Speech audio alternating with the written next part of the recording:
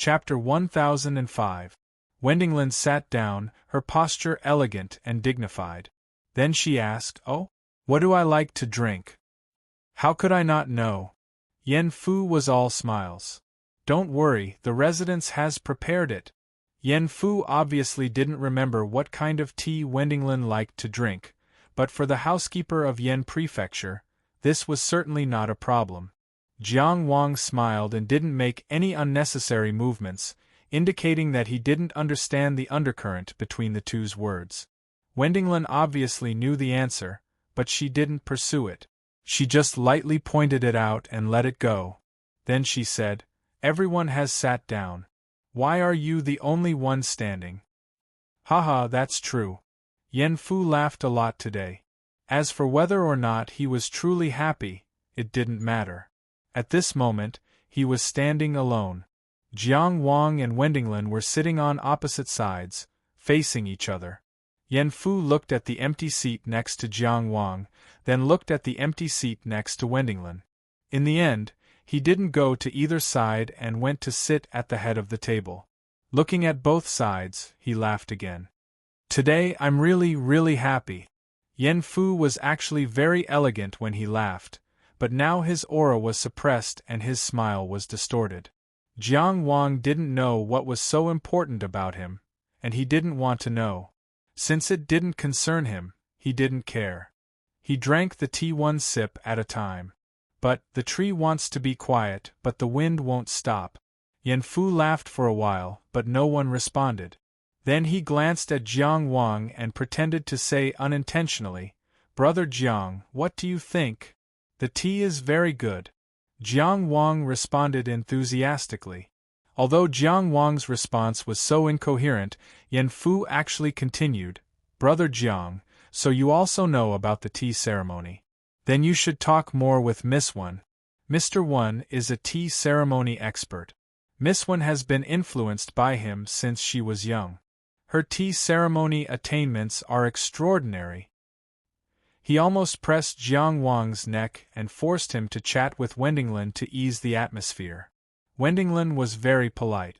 She didn't neglect Jiang Wang because he wasn't of noble birth. She smiled and said, "Father has a orchid heart court in the suburbs. It doesn't receive guests, so not many people know about it. But there are many good teas inside. If it..." Wendinglen gave Yen Fu enough face. Jiang Wang could only hide his intention by drinking tea. "When I have time, I will."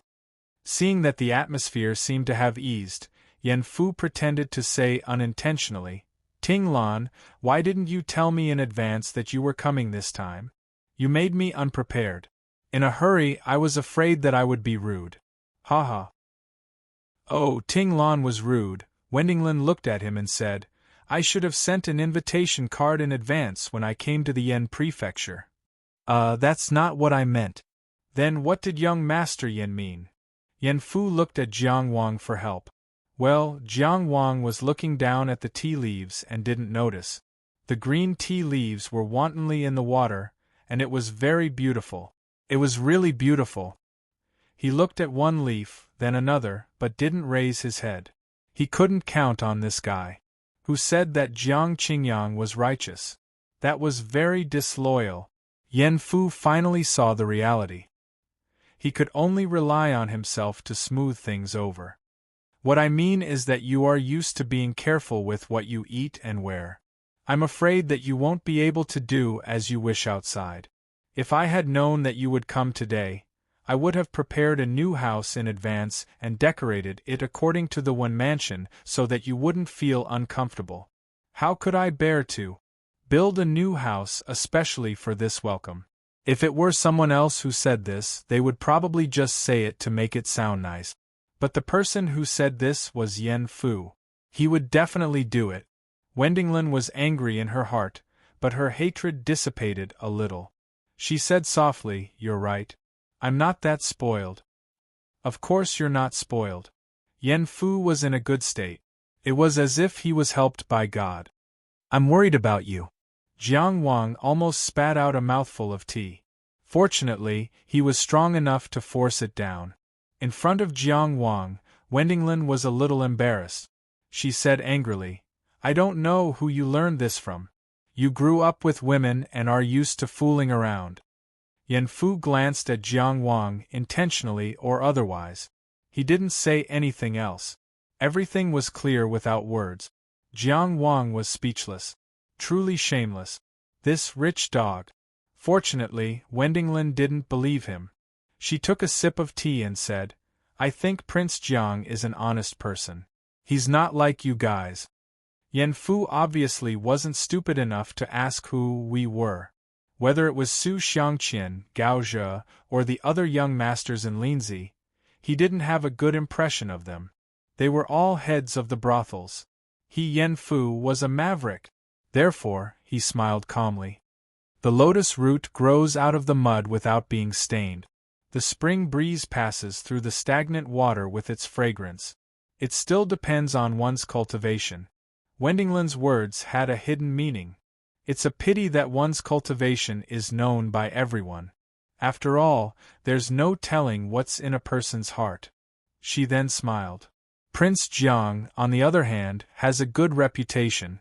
Jiang Wang couldn't help but admit that Yan Fu and Wendinglen were a perfect match in terms of family background, bearing, grace, and talent. But standing between the two of them, who were in conflict for some unknown reason, that feeling of uneasiness was particularly strong.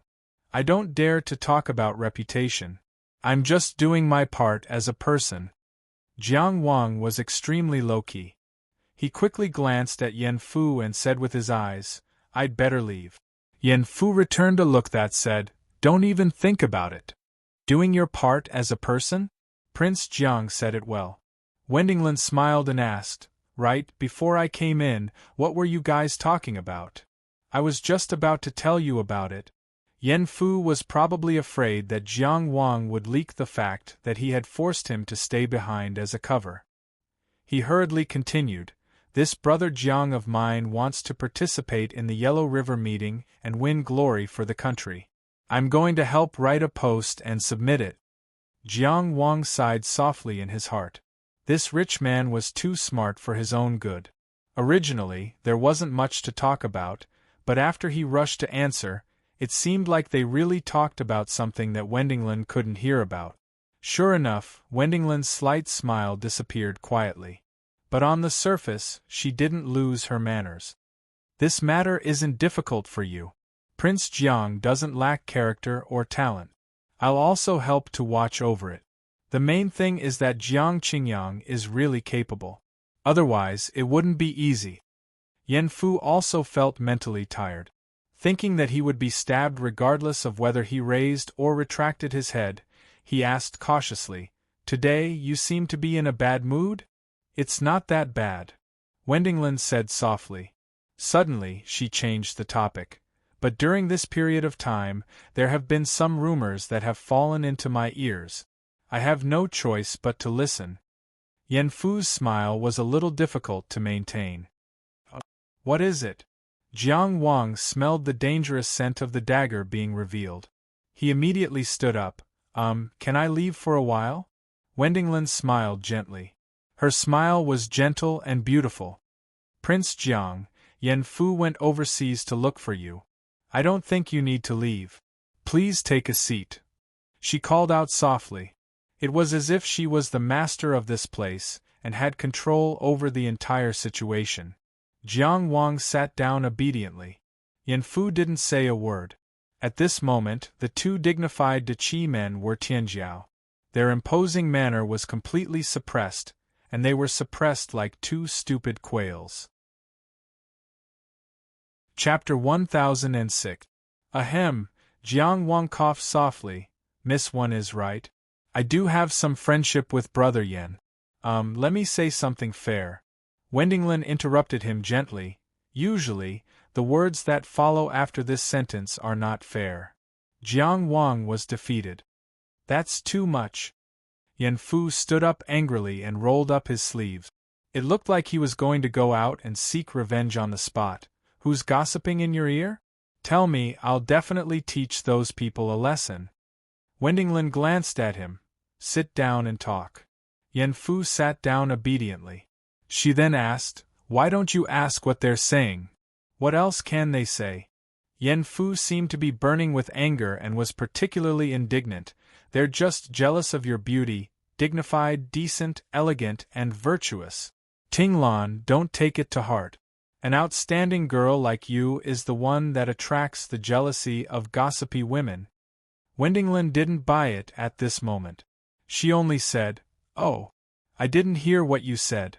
Some people only said that you stole someone's love, bullied others, and shameless." She still had a gentle smile on her face. However, Yen Fu couldn't be vague anymore. Jiang Wang sat to the side, his body stiff. He knew the cause and effect of Yen Fu's marriage.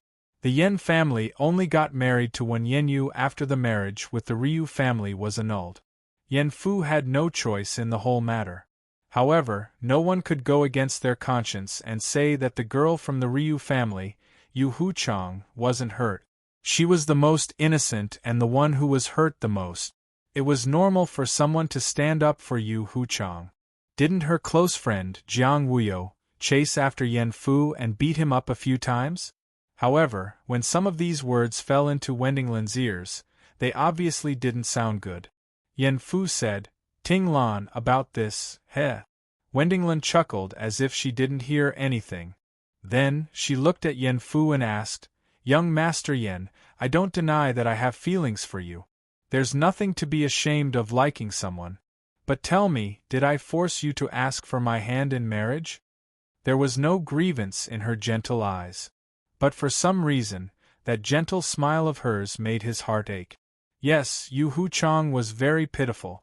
But in this marriage, what wrong did Wendinglen do? The marriage between the former Prime Minister Yen Ping and the Minister of the Imperial Court, Wen Yenyu, was a major event that everyone paid attention to. Yen Fu didn't have the power to decide on this matter. He could only carry out the interests of the Yen family. On the other hand, Wen Tinglan was supposed to be lucky because she was able to marry the man she loved. But gossip was like a knife, and gossip was like an awl. It cut one's body and pierced one's heart. It was painful and painful. Why couldn't Jiang Wang persuade her? Because he couldn't say that gossip was nothing. Gossip was hurtful, but it wasn't easy to deal with it. He persuaded the palace master of Huaying Palace, Jiang Wuyo, overseas, but he couldn't stop everyone's mouth. Ting Lan. Yen Fu didn't avoid it anymore. He looked at Wendinglen seriously and said, "I was the one who went to the Wen family to ask for your hand in marriage. I was also the one who went to the Ryu family to cancel the marriage. I'll give you an explanation for this." Wendinglen looked away and stood up. She bowed to Jiang Wang and said, "Prince Jiang, Ting Lan was rude today. I've made a fool of myself. I'll apologize to you another day." "I don't dare to say that." Jiang Wang hurriedly stood up. Wendinglen didn't say anything else. She didn't look at Yen Fu either. She turned around and left. Yen Fu was still sitting at the head of the table. He didn't move at all. Jiang Wang sighed and asked, "Are you okay?" Yen Fu raised his hand and said, "I'm fine. What are you going to do?" Jiang Wang asked. "I'll write an invitation for you right away. Don't worry, there won't be a problem with the Yellow River meeting." Yen Fu didn't answer the question. Okay." Jiang Wang was a little worried, but he could only say so. Yen Fu calmed himself down. He pushed the teacup aside, took out a brush and paper, and spread them on the table next to him. The paper was top-quality snow-reflecting paper. It was named for its ability to reflect snow and sea fog. The brush was also glowing. When he started writing, his movements were as smooth as moving clouds and flowing water. It was comfortable and natural. Although he was obviously worried about something, his bearing was still impeccable. After he finished writing, he knocked on the table with his finger. A servant walked in. Yen Fu handed the paper over and ordered, "Give it to Lord Wu. He knows what to do." The servant took the paper, folded it carefully, and left without saying a word. Yen Fu supported his forehead with his hand. He was in a daze. After dealing with the matter he had promised Jiang Wang, he sank back into his melancholy. Jiang Wang sat next to him, silently accompanying him.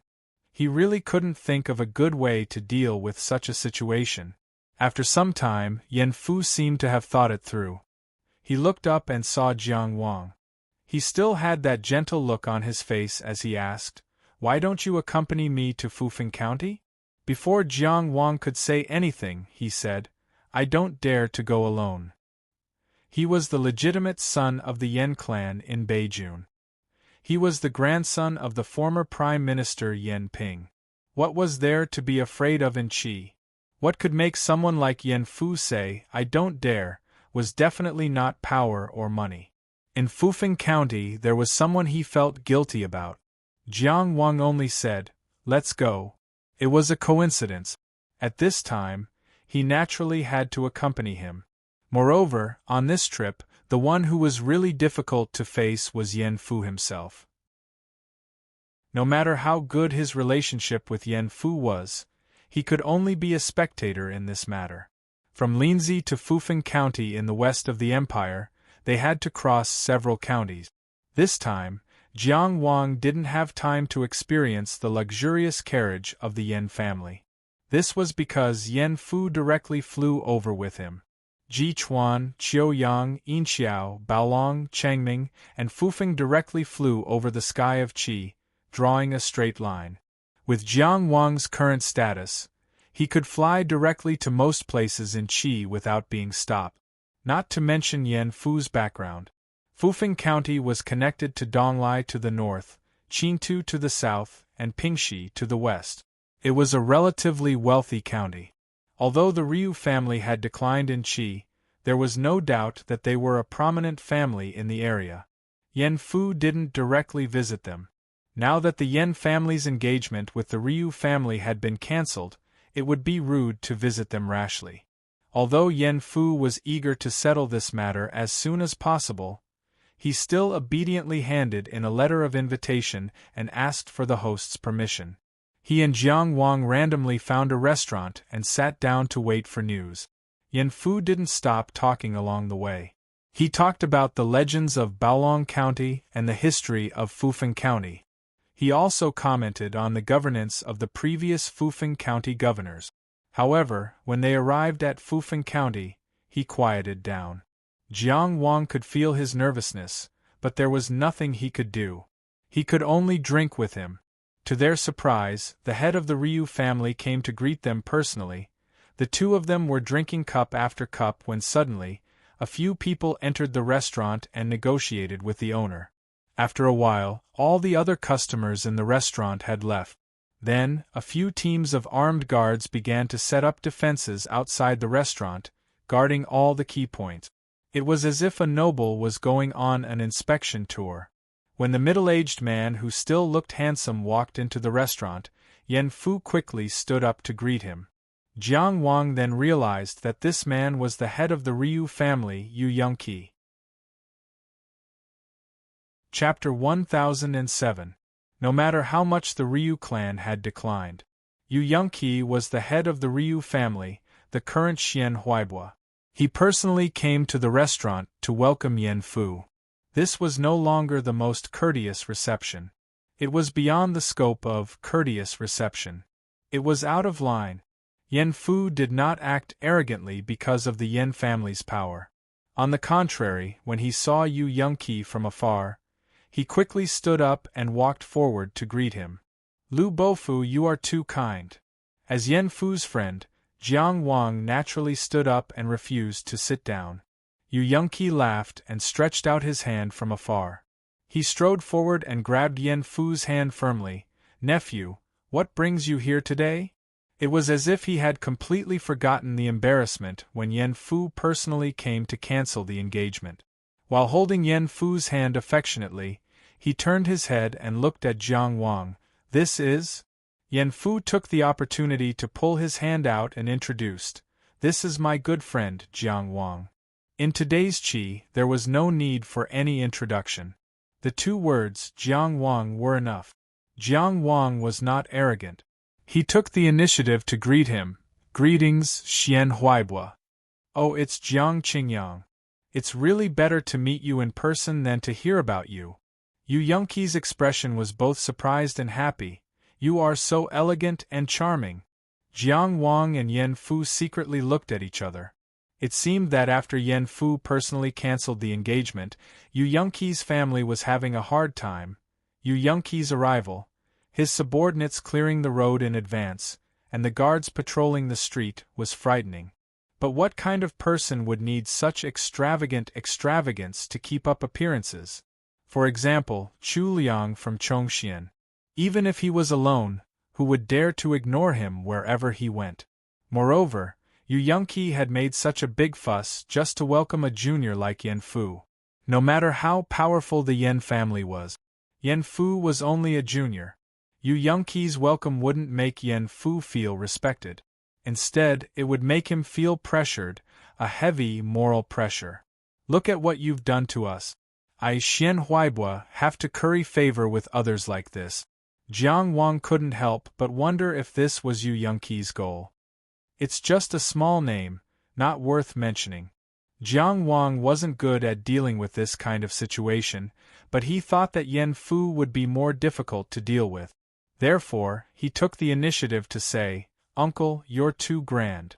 Yan Fu and I came here with Qingyi this time just for a private visit. It's not a big deal." "Yes," Yan Fu added, "if I knew that Lu Bofu would come out to welcome me personally, I wouldn't have dared to send a visiting card." Jiang Wang and Yan Fu should have already made things very clear. However, Yu Yongqi didn't seem to understand at all. He smiled very kindly and said, "You're here to see Shizhang?" Even his tone was very ambiguous. Jiang Wang's impression of this person suddenly fell to the bottom. She was full of talent. The high-level people Jiang Wang had interacted with were all top-notch figures, even if not all of them were extremely charming. There was no one like Yu Yongqi, who was like a dogskin plaster that couldn't be removed once it stuck on. And he was a dignified duke. At this time, Jiang Wang finally understood why Yan Fu, who was a person who acted like a spring breeze and rain, had personally come to break off the engagement and made the situation ugly. According to Yu Yongqi's behavior, if Yan Fu didn't come in person, how could this engagement be broken off? What especially annoyed Jiang Wang was that Yu Huchang and Yan Fu's engagement had been broken off. The two of them could be regarded as having nothing to do with each other. In order to create the illusion that he was still in harmony with the Yan family, Yu Yongqi deliberately spoke in an ambiguous tone. What did he do to his daughter's reputation? Of course, Yan Fu could see clearly what Jiang Wang could see. He was used to being gentle and polite, but at this moment, his expression was very ugly. He could only reluctantly say a few words to maintain his basic demeanor. "Lu Bofu, if you have something to do, go ahead. I'll leave after saying a few words to Lady Lu." It's fine. Uncle isn't busy." Yu Yongqi was still smiling as if he didn't feel the two young people's resistance. "Let's go. Uncle will lead you back to the residence." At this point, Yan Fu couldn't turn around and leave unless they had a falling out on the spot. The two could only follow behind Yu Yongqi and get into the Ryu family's carriage. In the carriage, Yu Yongqi was also overly enthusiastic. He personally poured wine for Yan Fu and Jiang Wang. "Jiang Wang, this is the first time you've come to my Fufeng County, right? You must try my Fufeng County's specialty food and see my Fufeng County's beautiful scenery." Jiang Wang could only deal with it. "Time is tight this time. I'll definitely come next time." "Oh? Nephew, what are you busy with?" Yu Yongqi seemed to have no sense of propriety as he asked relentlessly. "It's just something related to cultivation. There's nothing much to talk about." Jiang Wang's answer was even more perfunctory. "Oh, cultivation is good. Young people should have great ambitions and shouldn't be complacent with the current situation. You live in hardship and die in peace." Yu Yongqi acted as if he was an experienced person and began to teach. Yen Fu, on the other hand, was still able to maintain his composure and respond from time to time. Lu Bofu is right. I'll remember this. I'll think about it when I get back. You're worth teaching. I've already said that you, Yen Fu, are a first-class person. Yes, Jiang Wang, you too. Your futures are limitless. Uncle, on the other hand, is getting old. What a bewitching voice. When the carriage finally stopped, Jiang Wang couldn't wait to get out to get some fresh air. This was a small courtyard with its own entrance. It wasn't the Ryu family's residence. There were a few weeping willows in front of the courtyard. Not far away there was a pond. The environment was quiet. 2 rows of guards followed the carriage and stood solemnly on both sides. Yu Yongqi stood in front of the courtyard and said to Yen Fu, "Nephew, Shizhang lives inside. If you have anything to say, you can go in and talk to her. My daughter is stubborn and immature. If there's anything she doesn't know about etiquette, please excuse her." He then said to Jiang Wang in a very natural manner, "Come, nephew Jiang. Uncle will show you the beautiful scenery of Fufeng. Don't disturb them while they talk, in order to create opportunities for you." Hu Chang and Yen Fu, as an elder, he really put in a lot of effort. Lu Bofu. Yen Fu, who had been very polite the entire time, interrupted, "I'm here to talk business with Lady Lu. There's nothing shameful about it. There's no need to talk in private. Jiang Wang was invited by me to be a witness. I'm afraid it's not convenient for him to leave with you." Jiang Wang completely ignored Yu Yongqi's greeting. He only stood beside Yen Fu and used his actions to express his position. Yu Yongqi looked at Yen Fu quietly for a while. He could feel the man's determination. How dare he do this? He was on the verge of exploding. But this kind of thing, this kind of embarrassment, had he not suffered enough over the years? Where did the Ryu family get the confidence to support him in teaching Yen Fu a lesson? Yu Yongqi grinned. "Someone, go and inform the young miss that an important guest has come to visit." He still spoke in a very affectionate tone. "Prime Minister Yen is my uncle. He even hugged me when I was young. He's not my biological uncle, but he's better than a real uncle. My uncle's grandson is here. Our families have been friends for many years. Tell her not to treat him badly." Chapter 1008. A servant knocked on the door and went in to pass on the message. Yu Yongqi smiled and said, "Then I'll take my leave first. I won't disturb you young people." Yen Fu cupped his hands and said, "Thank you, Lu Bofu." Yu Yongqi got into his luxurious carriage and left in the afterglow of the setting sun, surrounded by 2 groups of guards. Just like the afterglow, it looked brilliant, but no one knew how long it could last. Jiang Wang couldn't help but ask, "Xian Huaibua is such a person. How did your family get engaged in this marriage before?" Yen Fu looked at the half-closed door quietly and replied, "The marriage was decided by my grandfather and Lady Lu's grandfather. And Xian Huaibua, he wasn't like this before. Many things remained the same, but people had changed. It was obvious. After a while, the door opened. No one spoke.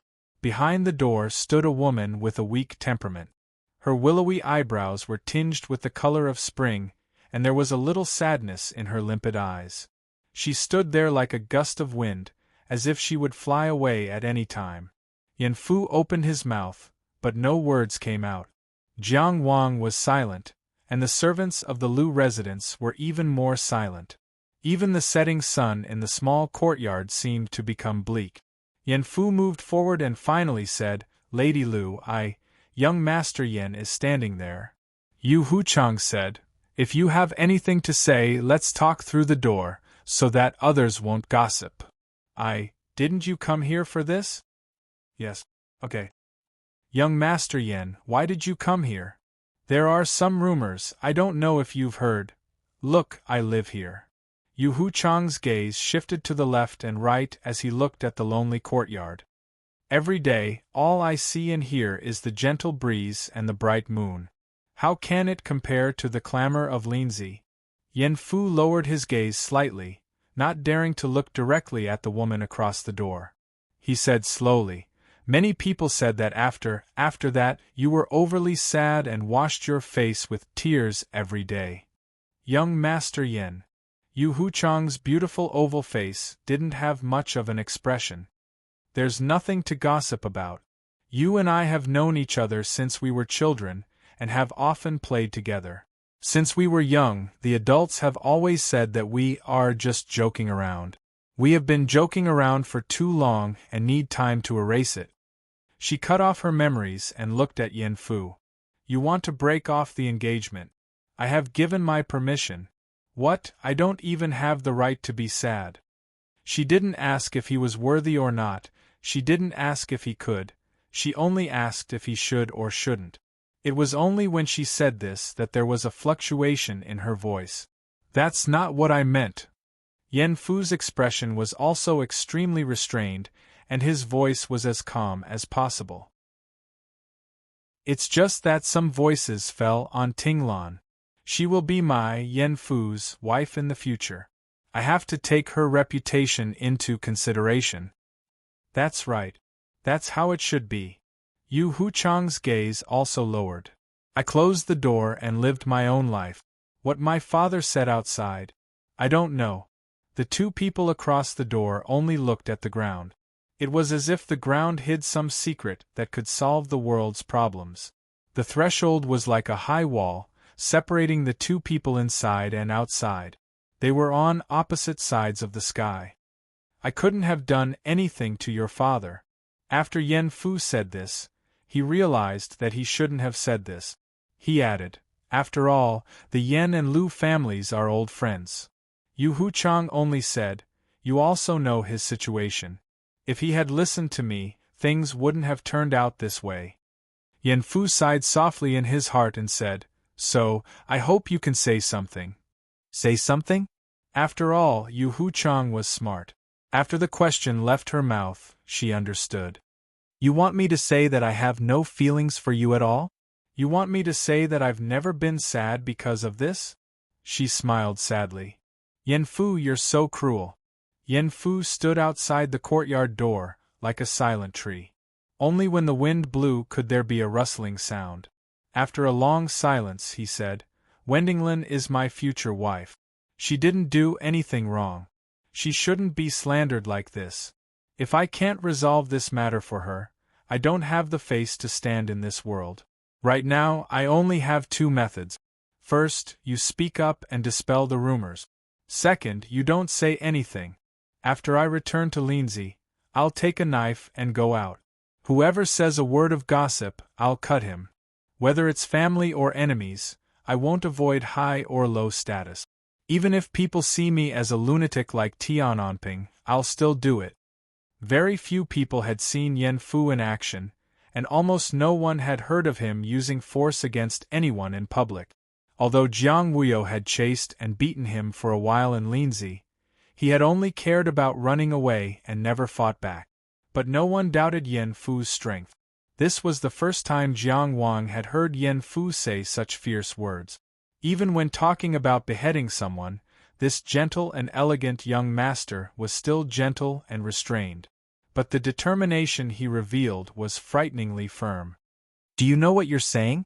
Yu Huchang raised her gaze and looked at Yen Fu, who had never lifted his eyes. "For her, you're willing to give up everything?" Yen Fu said, "Dr. Wen loves his daughter as much as his life. If I protect Wendinglin like this, even if my future is ruined, it won't affect the relationship between the Wen family and the Yen family. In the end, you still care about the Yen family the most. I was born in the Yen clan, grew up in the Yen clan, learned from the Yen clan, and learned from the Yen clan. So." Yen Fu finally raised his eyes and looked at Yu Huchang. "I will also die in the Yen clan's hands." Yu Huchang looked away. "This is my responsibility. I'm the one who affected the harmony between you and your husband. I will deal with it. Young Master Yen, please go back." From the beginning to the end, Yu Yongqi was unwilling to let go of the position of the first wife and firmly tied the Yen family. First, he refused to break off the engagement. After Yen Fu personally came to break off the engagement, he spread the news that Yen Fu and Yu Huchang were in love and couldn't be separated. It was only because of Wen Yenyu's power that they were forced to break off the engagement. No matter what, it wasn't Yu Huchang's fault. However, Yen Fu didn't say anything. He only bowed deeply to Yu Huchang before turning around and leaving. How was it? As soon as Yen Fu and Jiang Wang left, Yu Yongqi ran back impatiently. Yen Fu and you. Is it still possible? Yu Huchang looked at him sadly and walked inside without saying a word. Yu Yongqi chased after him. Xiuzhang, Xiuzhang. Hey, don't be in such a hurry to leave. Since Yen Fu is a heartless person, we don't have to remember him. What do you think about Jiang Wang and Jiang Qingyang who traveled with him? He is now the most popular young Tianjiao in Deqi. He defeated Wang Yiwu in the same realm as him, which is already amazing. He even became famous after the battle overseas and suppressed the cultivators of the same realm in the fishing ocean pavilion. He is a good match. If he can marry into our family. Yu Huchang turned around angrily. For the first time in her life, she shouted at her father, "Don't you think I've been humiliated enough?" Yu Yongqi froze. He looked at his daughter's tear-streaked face as she turned around sadly. Suddenly, he lost all his strength. I have. What can I do? The smug Yu Yongqi. The Yu Yongqi who swore to rebuild the Ryu clan, the Yu Yongqi who swore that he wouldn't share the sun and moon with the Tian family because of the death of his eldest son, was dead. He died on the day Tian Anping left alive. Chapter 1009. On the way back, Yen Fu let go of his protection and allowed the wind to hit him. Jiang Wang really couldn't say anything, and could only accompany him in bumping into the wind. If they did not put up any protection while flying, the wind would be as sharp as knives and heavy as hammers. Talking about it in detail, Yen Fu's marriage could not be said to be right or wrong. The Yen family and the Ryu family did get married first. However, it would be too harsh to say that the Yen family was heartless. After the old man of the Ryu family passed away, it was the Yen family who helped them to stabilize the family.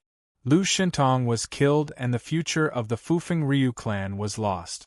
However, it was still Yen Ping who helped to pressure the Tian family to pay a high price. The Yen family decided to cancel the marriage because Lu Xuanhu could no longer bear the responsibility. Yu Yongqi's family could no longer hold up the family's name and was about to be transferred to another family. This was a very normal thing. The Ryu clan was already on the decline and could no longer match up to the Yen family. How could the Yen family allow their son to marry a girl from the Ryu clan? Xian Huaibua and Yu Yongqi refused to let go of the Yen family. It was probably because they had no other choice. His old father had passed away, and his son, who he was proud of, had passed away. The remaining son and daughter were not enough to hold up the family's name. They were about to lose the family's honor. Looking around, they only had one in-law, Yu Huchang, who was cancelled, was innocent. She did not do anything and her life took a dive. What did Wendinglin do wrong? She was not the one who caused the Ryu family to become like this. As for Yen Fu, how could he decide on his marriage? Unless he said that everything about him had nothing to do with the Yen clan. But how could it be unrelated? Just like he said, he was born in the Yen clan, grew up in the Yen clan, learned from the Yen clan, and obtained from the Yen clan. He could only die at the hands of the Yen clan. If it weren't for the Yen family's power, how could Yen Fu casually send an invitation to the Political Affairs Hall and help Jiang Wang resolve the Yellow River gathering matter so easily? Everyone had their own reasons, and it seemed like no one was wrong. But in the end, many people were hurt. In the biting wind, Jiang Wang could not help but ask, "Yen Fu, who do you really love?" Ha! Yen Fu suddenly laughed. He suddenly increased his speed and crashed into the wind even more fiercely. Only one question was left behind: does it matter who I love? Except for the whistling of the wind. There was no response. In the training field of the Longevity Palace, a battle had just ended. A young man wrapped in a snow-white fox fur coat looked at his right hand with distinct joint. In the palm of his hand was a shining ball of lightning. Everything changed in it, and it was endlessly changing. He sighed softly and said, "Cousin, your lightning seal is really the ultimate truth of heaven and earth." Lei Zhanqian lay on the ground without a care for his image. He panted heavily and said, "Isn't it all in your palm?" Cough, cough. Jiang Wuqi coughed twice and gently released his right hand. The ball of lightning broke free from its restraints and suddenly struggled. The lightning manifested and became a seal. The ground below was the four directions and the top was the shape of lightning.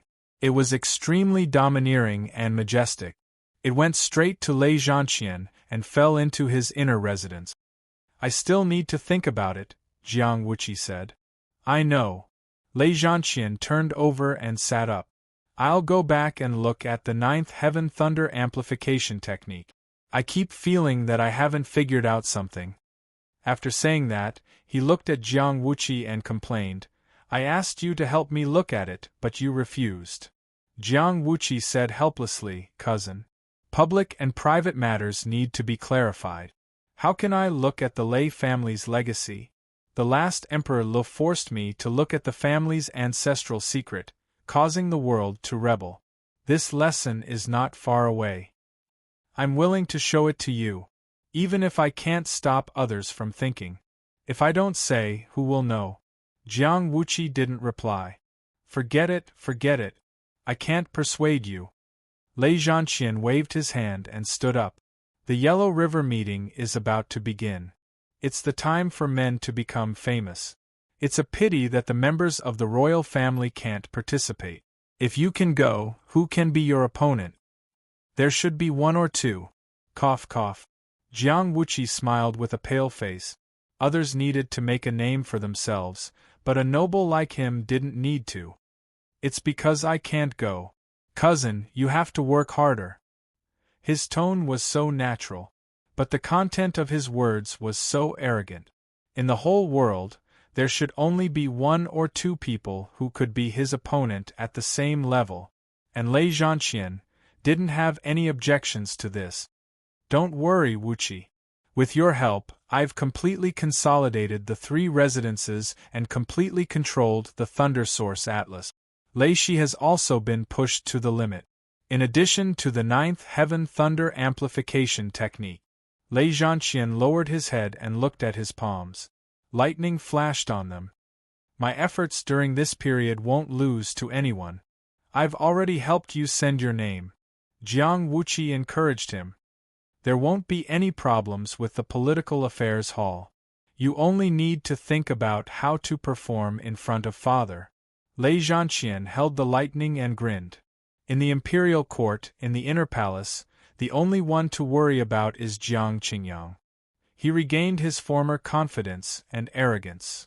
"The people of the sea are crude. It's easy for them to sweep the coastal waters. I won't lose to him a second time." "Cousin, you've personally fought with him. You should know," Jiang Wuqi said. "But you and I aren't the only ones in the world who are working hard.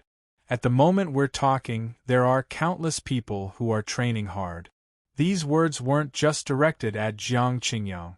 Which of the famous families in the world didn't have a trump card? There are many experts among the 9 soldiers. For example, Wang Yiwu broke the historical limit of the reaching heaven state. His path is broad. Although he lost to Jiang Qingyang after the inner palace, each of his abilities will show. It's hard to say who's stronger and who's weaker. Cousin, don't be careless. I know that Wang Yiwu isn't someone to be trifled with. It's not easy to fight with someone of the same level. After all, he's the army god's disciple. Lei Zhanqian smiled. But the military law is like a mountain. He hasn't even finished his 3-year sentence. Why should I worry? When Jiang Wuqi heard this, he knew that Lei Zhanqian hadn't taken his advice seriously. He had been progressing very quickly during this time. He didn't care about anyone else. With his mindset, He didn't really care about the outcome of the battle between Lei Zhanqian and Jiang Wang. After all, no matter who won, it would be De Qi's Tianjiao. It would be good if Lei Zhanqian won, but it would be good if Jiang Wang could show more talent. Of course, this wasn't something he could say in front of Lei Zhanqian. He put his fist to his lips and coughed lightly. Then he smiled and encouraged, "Cousin, if you can show off for De Qi this time, I'll arrange a seat for you at Jixia Academy." Lei Zhanqian's eyes lit up. But when he heard Jixia Academy, he couldn't help but think of someone. He couldn't help but ask, "You said that 1 or 2 people could be your opponent. Does that include Yung Genzuan?" Even someone as arrogant as him couldn't ignore Yung Genzuan's existence. After all, compared to Wang Yiwu, who had been stuck at the reaching heaven state for a long time, Yung Genzuan had stolen the glory of his peers. Jiang Wuqi didn't answer directly. He coughed again and said, "If he's really summoned early, you should give up." Chapter 10:10 Tianfu City. Cheng Gengsheng personally supervised and urgently prepared the Taishu Corner Tower, which opened for business today. Jiang Wang naturally had to rush over. Otherwise, Cheng Gengsheng would scold him for at least half a month. Even Tianfu City Lord Lu Zongxiao personally came to congratulate him, so the entire city naturally paid close attention. The onlookers crowded the Taishu Corner Tower, which was covered by a formation, to the point that not even a drop of water could trickle through. The city lord's mansion directly dispatched 4 squads of city guards to maintain order. Next, let us welcome the invincible man of the coastal waters, the #1 man of the Yellow River, the man of De Qi's Qingyang town, the 4th-rank Blue Metal Constable, the 2nd-rank Ocean Guard, and the emissary of the Great Void, Jiang Wang. Cheng Gengsheng's face was flushed, and he was full of energy, impassioned. "I will unveil its mysterious veil for everyone and let everyone see this wonder in the history of cultivation." Those who didn't know would probably think that the Great Void Illusion Realm was built by Jiang Wang. Jiang Wang forced a smile on his face and secretly transmitted his voice. "It's not good to be so ostentatious, is it? You'll get beaten up easily." "It's fine," Cheng Gengsheng replied through gritted teeth. "It's not like you'll beat me up." He suddenly clapped and raised his voice again. "Let us welcome Jiang Qingyang. Damn fatty, you can do it." Jiang Wang was already punching in his heart, but on the surface, he was smiling brilliantly.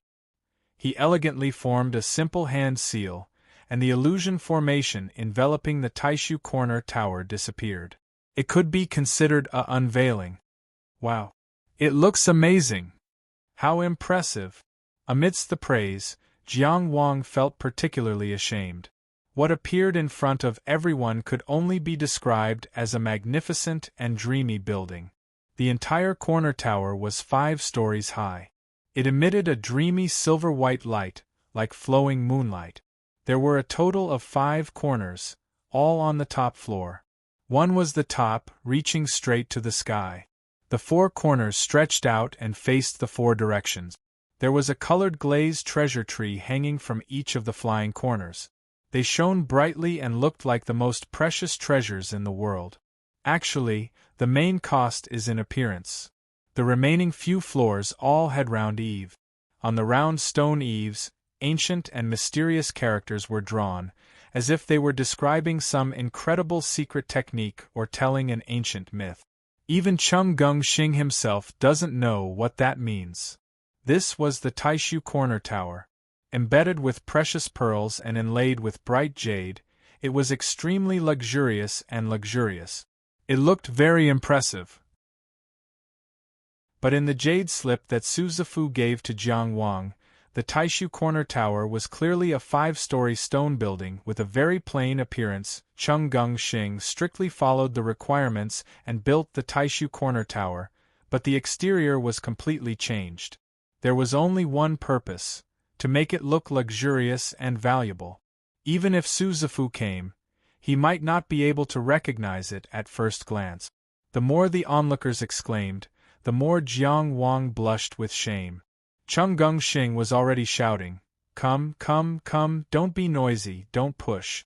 One Dao Origin Stone, go in and take a look. Everyone line up, the number of visitors is limited." The Dao Origin Stone was a very solid currency. One Dao Origin Stone for one visit was like a waste of money. Jiang Wang didn't think that anyone would be fooled. But immediately an excited voice sounded, "Of course I want to see such a top-notch cultivation place. Don't fight with me, I'll be the first." A young man with a simple and honest face paid the Dao Origin Stone very decisively and rushed into the Taishu Corner Tower impatiently, as if pouncing on some peerless treasure. Jiang Wang took a closer look. Wasn't this the servant of Chung Gungxing's residence? With the first there would be a second soon. With the surging emotions, the people visiting the Taishu Corner Tower quickly formed a long line. Fortunately, the guards of the city lord's residence maintained order outside the tower. Otherwise, who knew how chaotic it would be? Jiang Wang had been fighting for a spot in the Yellow River gathering for the past 2 days. He really didn't know that Chung Gungxing had made such sufficient preparations. "You're too," he was a little embarrassed. Wasn't he letting down Big Brother Liu, whom he had just befriended, by tricking the cultivators of Tianfu City like this? There was already a burst of cheers from the side. Good.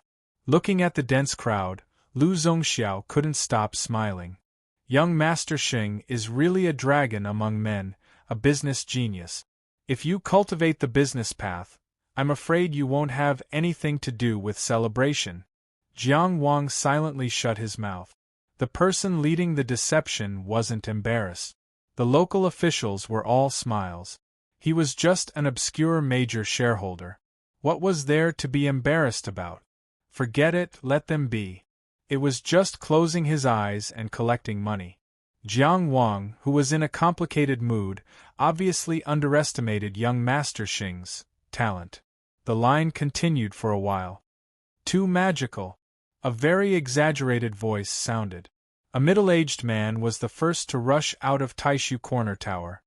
His hands were trembling crazily, his face was shaking non-stop, and he shouted with tears streaming down his face, "I seem to have seen the true meaning of Tao.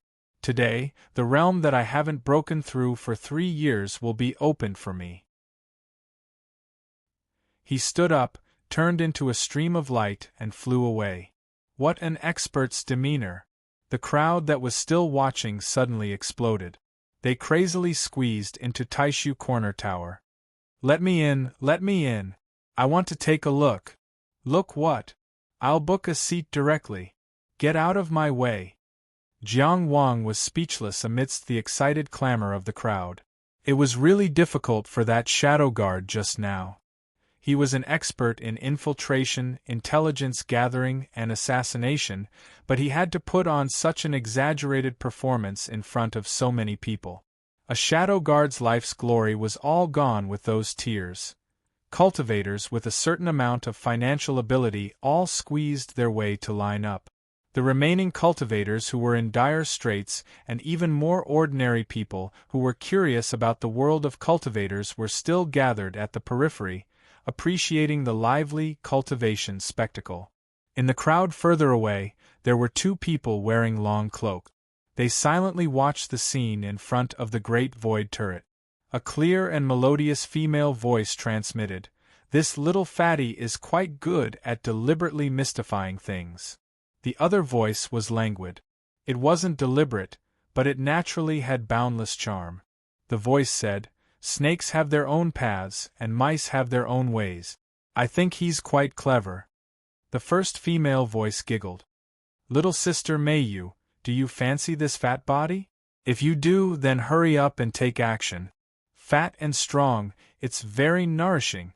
She sounded younger and more lively, but unexpectedly she was the older one. The woman named Meiyu seemed to have no intention of arguing. She only said, "If Big Sister likes it, Meiyu will naturally let you have it." The crisp female voice suddenly sneered. "Does Big Sister need you to let me have it?" For some reason, a young man next to them smelled a whiff of fragrance.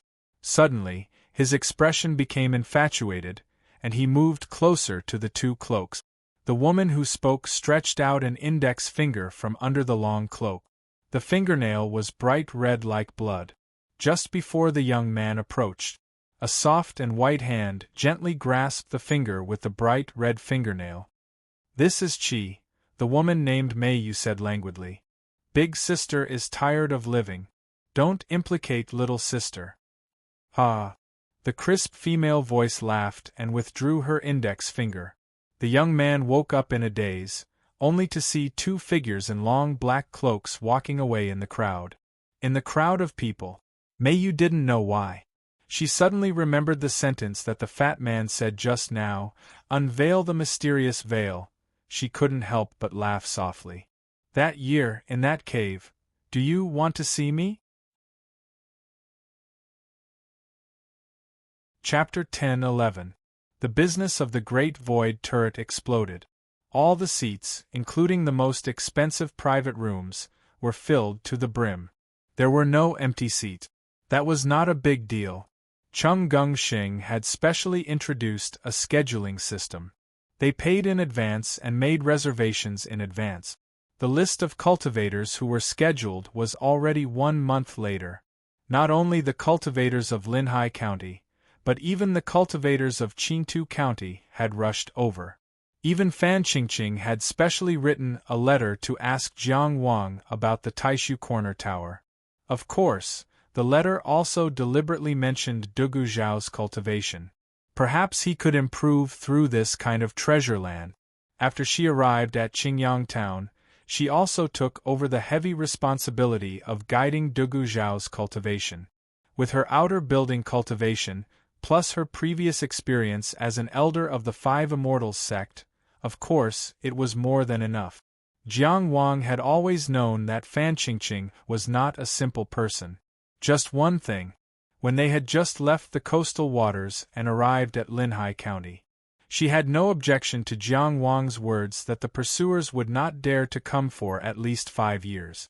This was enough to prove that she did know the identity of Yin Guan and the others. And she had never mentioned it.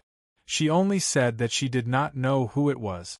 But this did not mean that she was unreliable. Jiang Wang's current identity and status could provide her with protection. The study of the Immortals classics could bring her the opportunity to break through in the future. As long as she maintained her speed of improvement. This kind of clear-headed person was not easy to do stupid things. Jiang Wang immediately replied and promised. After the Zhengxing Hall was built, she could find time to come to Tianfu City to try. No matter how busy the business of the Taishu Corner Tower was, as the owner of the Taishu Corner Tower, he could always spare a few seats. The enthusiastic crowd brought by the Taishu Corner Tower made Lu Zongxiao's smile even brighter.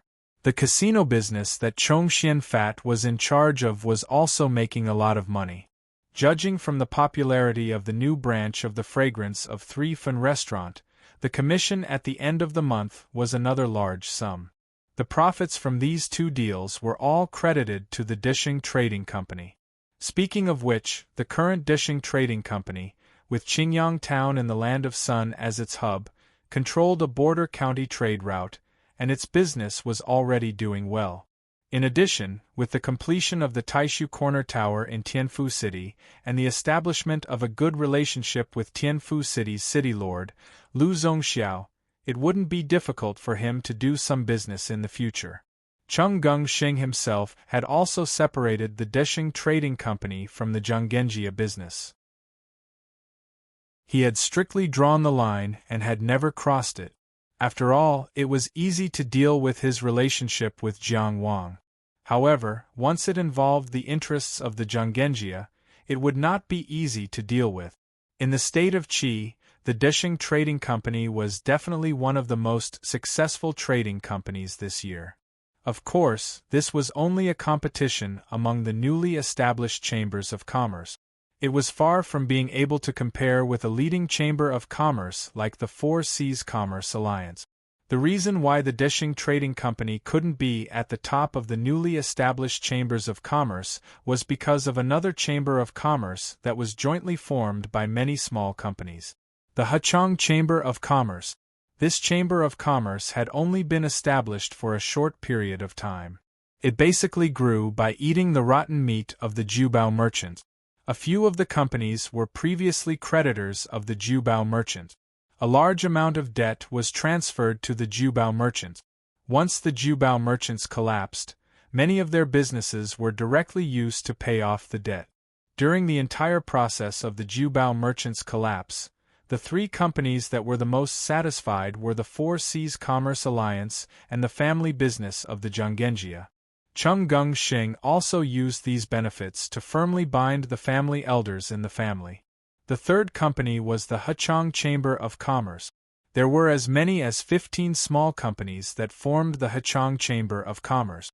The leader of the Chamber of Commerce was a mysterious person with the surname Qi. He almost never showed his face in public.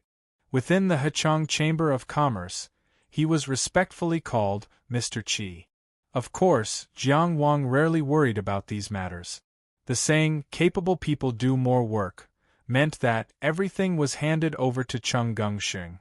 As for Jiang Wang himself, naturally, he was diligently cultivating and actively preparing for the Battle of the Yellow River. He still closed the door tightly and sat alone. His mind was immersed in the great illusionary land. He didn't know if it was an illusion, but after the Taishu Corner Tower was built, the feeling of entering the great illusionary land became more natural. The high and remote's voice rang in his ears again. In the past, Jiang Wang's thoughts about it had no basis. Now, he had a few ideas. Was it that mysterious true Lord Su Yuanji?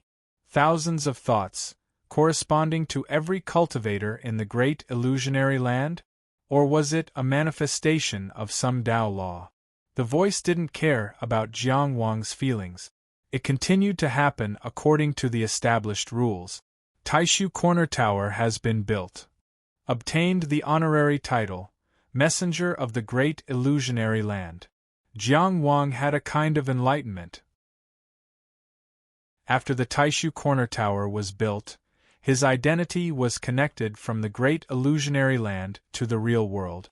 Only now did he become a true messenger of the Great Illusionary Land. In the Blessed Land, on the shadow of the sundial, there was another messenger of the Great Illusionary Land, first soaring dragon of the Great Illusionary Land, cultivator of the Great Illusionary Land. And then, merit, 5300 law, 400 glancing past the merit and law, one's gaze landed on the 4 words, messenger of the Great Illusionary Land. Naturally, one would obtain a message. You are the founder and owner of the Taishu Corner Tower. You represent the Great Illusionary Land in the real world. Thus, you have the corresponding rights and responsibilities. You have obtained the Tao Development Platform and the right to predict changes in the Great Illusionary Land. The other rights and responsibilities are to be unlocked. And immersing one's mind in the words, the right to predict changes in the Great Illusionary Land, one would obtain a new message. After a new round of Taishu Corner Tower was completed, the Hongming space would be opened. Chung Gung Xing had mentioned the Hongming space a long time ago. This Hongming space should have been an idea that the Great Illusionary Land had formed a long time ago. It was probably because the various major forces could not reach an agreement, so it had never been truly opened. This also showed that the Great Illusionary Land had indeed always been under the supervision of the various major forces. It was impossible for it to obtain complete autonomy and freedom. In a sense, this was the prerequisite for the stability and safety of the Great Illusionary Land. It was only now, with the construction of the Taishu Corner Tower, that the Hongming space was truly opened. Jiang Wang's heart was filled with longing. He did not know what kind of situation it would be. In the introduction of the honorary title of Messenger of the Great Illusionary Land, Jiang Wang also captured another message. While the Messenger of the Great Illusionary Land enjoyed certain rights, he also had to bear some responsibilities. Although it did not say what he needed to do for the time being. but it undoubtedly indicated that the messenger of the Great Illusionary Land and the Great Illusionary Land would have a closer relationship. He did not know whether it was good or bad, but under the supervision of various parties, this kind of power and responsibility would at least not be too unbalanced. The Great Illusionary Land was such a vast world. With Jiang Wang's current level, he still could not interfere with it. However, at least he still retained the right to choose. He could only wait for the choice to be made. Back to his own cultivation, Jiang Wang was constantly examining himself. He knew that he was far from reaching the limit of the inner mansion stage. Not to mention that there were still 2 inner mansions waiting to be opened. Just at the level of the 3 mansions, there was still a 3rd inner mansion's instantaneous Dao technique that had not yet been engraved. If he wanted to engrave the 3rd inner mansion, the Dao technique at the level of the outer mansion's A-class superior grade was of course the first choice. But if it was not for his extraordinary talent, extreme compatibility, or his own creation, which had an innate advantage, the engraved Dao technique of the inner mansion cultivator was limited to the A-class mid-grade or below. Jiang Wang would not consider engraving Dao techniques below the A-class mid-grade. As for the A-class mid-grade or above, the Zhenggenjia naturally did not lack exquisite Dao technique. But even with the status of Chung Gongxing, it was not easy for him to use them. After knowing some information about the Great Illusionary Land, Jiang Wang's vigilance towards the Great Illusionary Land decreased by a lot. Using the Dao development platform to deduce Dao techniques could still be an option, but now was not the time. With a slight thought, Jiang Wang had already stepped onto the Dao development platform and whistled through the Milky Way. He was now ranked 10th in the inner mansion stage of the Great Illusionary Land. If he did not guess wrongly, after obtaining the honorary title of the Great Illusionary 5 Elements Cultivator, the Dao development platform's effect would be upgraded by another level during the duration of the title. And after obtaining the honorary title of the number 1 inner mansion of the Great Illusionary Realm, the Dao development platform's effect would be permanently upgraded by another level. Therefore, after obtaining the title of the number 1 inner mansion of the Great Illusionary Realm, Jiang Wang's current 3-level Dao development platform would be able to unleash the effects of the 7-level Dao development platform. Chapter 10-12. In the Shawning Palace, the Daki Empresses sat on the phoenix chair without saying a word. She naturally had the bearing of the world. In the echoes of footsteps, the Crown Prince hurried over with a concerned look. "Mother, why did you summon Aken so urgently?" The palace maids standing in wait all lowered their heads, and even their breathing was faint. They were trying their best to weaken their presence. The Daki Empresses looked down at her son, who was bowing sincerely. She asked calmly, "Do you know what happened to He Zhen?" Jiang Wuhua let out a sigh of relief and then sighed again. "Aken already knows. He said that He Zhen drove a carriage in the middle of the city and disturbed the people. He was arrested by the patrol office." The Daki Empress's voice was dignified. She said softly, "If you know, then you know. Don't do anything unnecessary." Jiang Wuhua looked at her face and said carefully, "I know what I'm doing. I didn't hurt anyone and the impact wasn't too bad. Even if I don't do anything, I can't bear the heavy punishment. But my cousin, he can't avoid some suffering." The Empress he only asked, "What were you doing when you found out?" Jiang Wuhua said embarrassedly, "Aken was cooking for Ning." The Crown Princess of Deqi, Song Ning didn't come from a prominent family. She was just the daughter of an ordinary minister from the Ministry of Rites.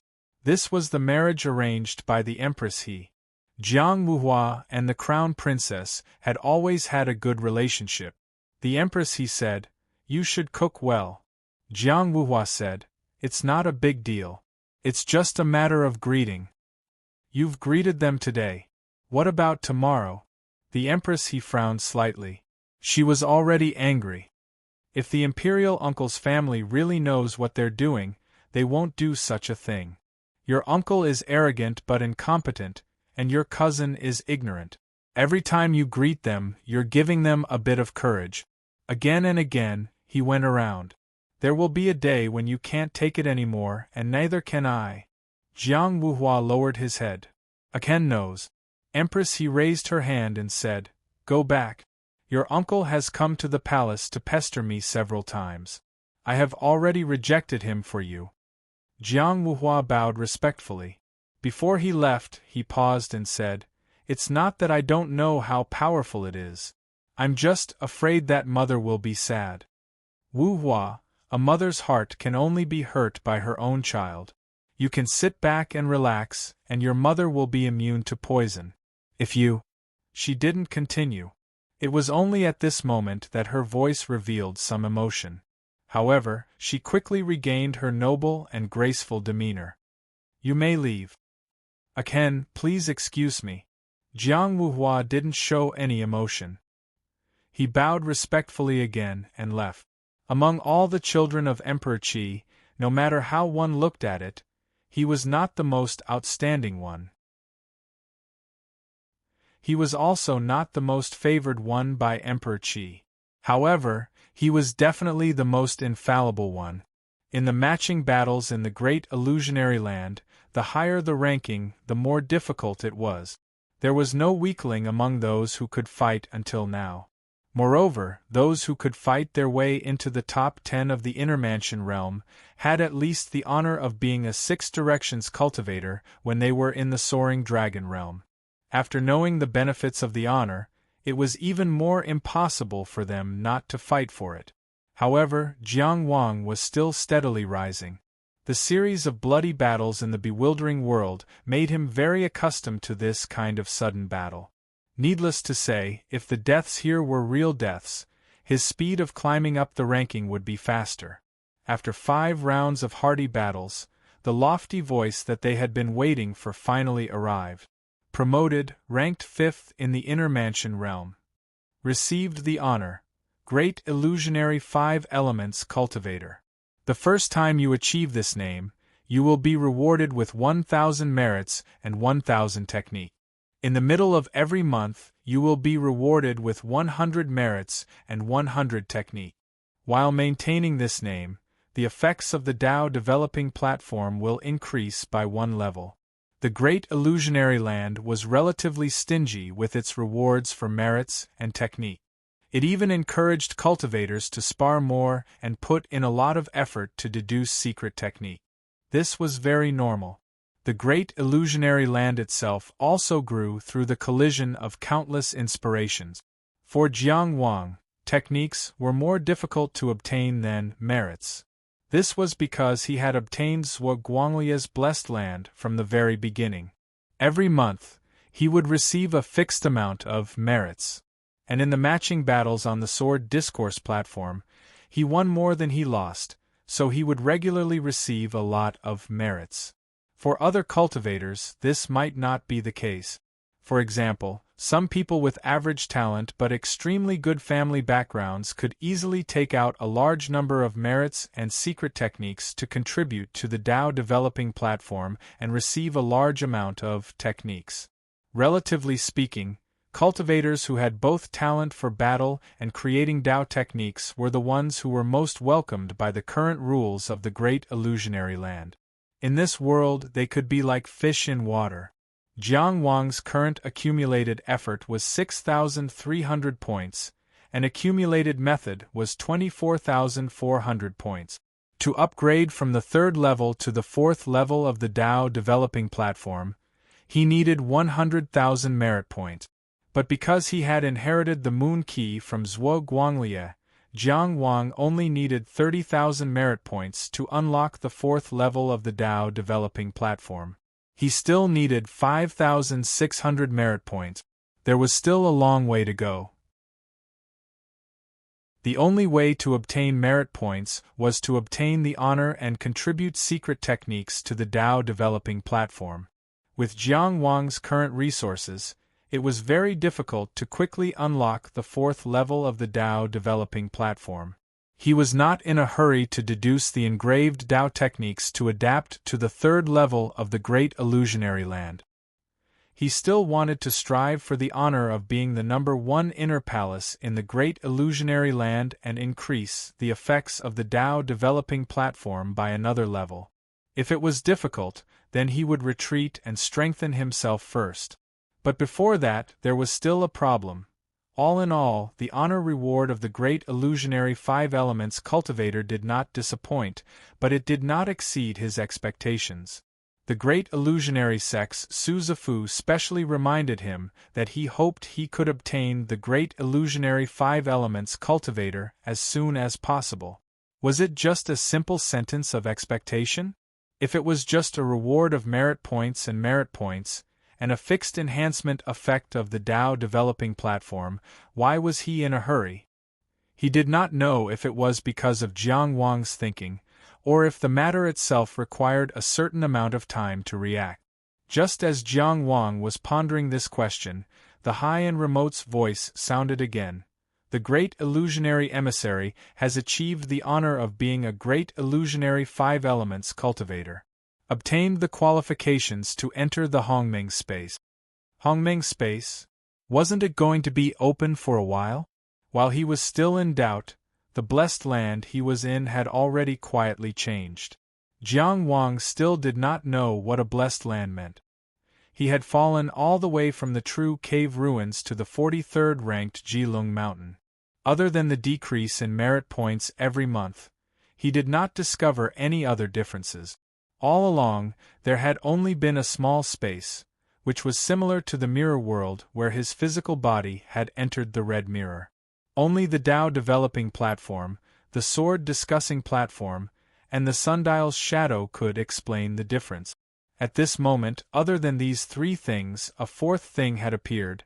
It was an ancient and heavy stone door. Chapter 10:13.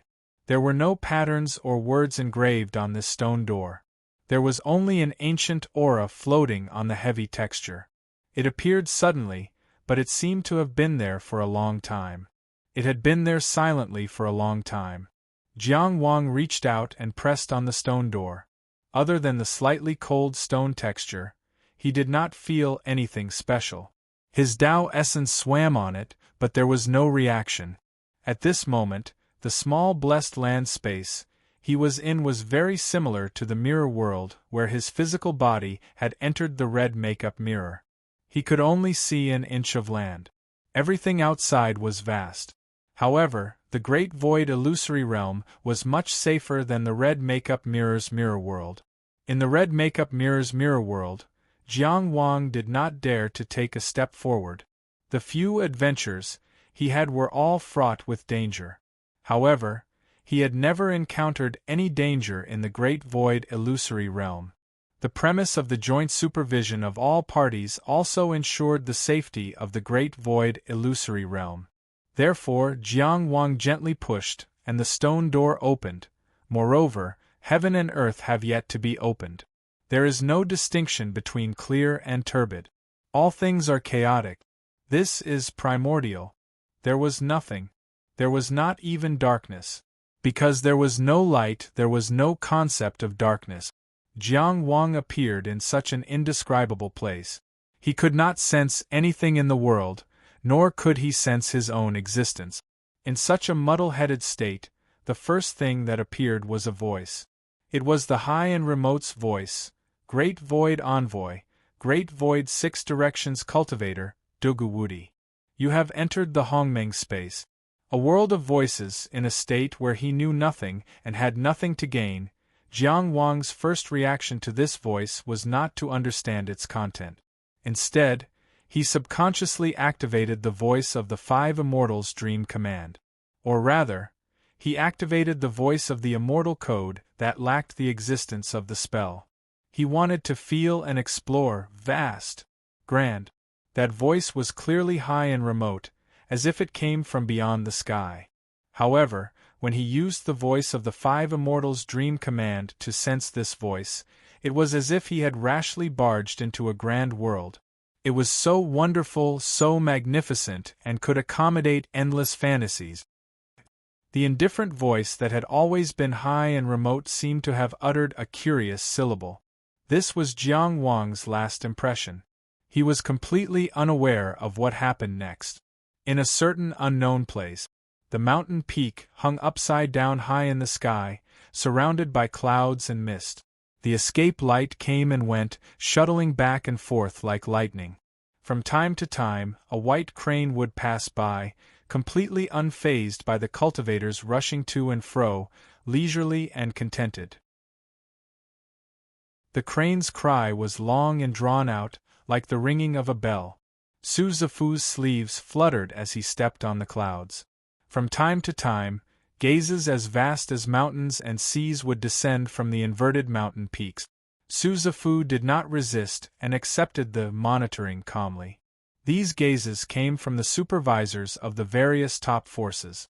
Marshal Uncle is back. Uncle Master. Occasionally, there would be people who would greet him while he was shuttling back and forth like lightning. However, all of them would just hurriedly leave behind a few words of greeting without any proper greetings. Most of the escaping lights acted on their own, treating him as if he did not exist. Not only did they treat him as if he did not exist, most of the owners of the escaping lights were in a hurry and were unwilling to rest. Su Zifu did not mind. When someone greeted him, he would respond with a smile. When no one responded, he would go on his own. Junior brother, come quickly. Suddenly, a female cultivator with disheveled hair and a dirty face jumped out, grabbed his hand, and flew to the side. You said that you would be used by me this month. Where did you go? Hurry up. Su Zifu hurriedly explained, I was ordered by my master to, who cares about those stupid things. The female cultivator interrupted him rudely. Come and help me keep an eye on this Dao technique. See how it evolves. With a sweep of the escaping light, the two of them had already disappeared. The vast clouds descended. It was still the same clouds and wind. After piercing all the way down, one would be able to reach the lowest point of this unknown place, a place that ordinary cultivators could not approach at all. This was a flat land, and beyond the flat land was nothingness. Everyone who lived here knew that the nothingness was the boundary. On the flat land there were 3 stone houses, 1 in front, 2 behind. They could not be said to be grand. They looked very ordinary. The stone house in front had the words Ancestral Hall carved on a hanging plaque.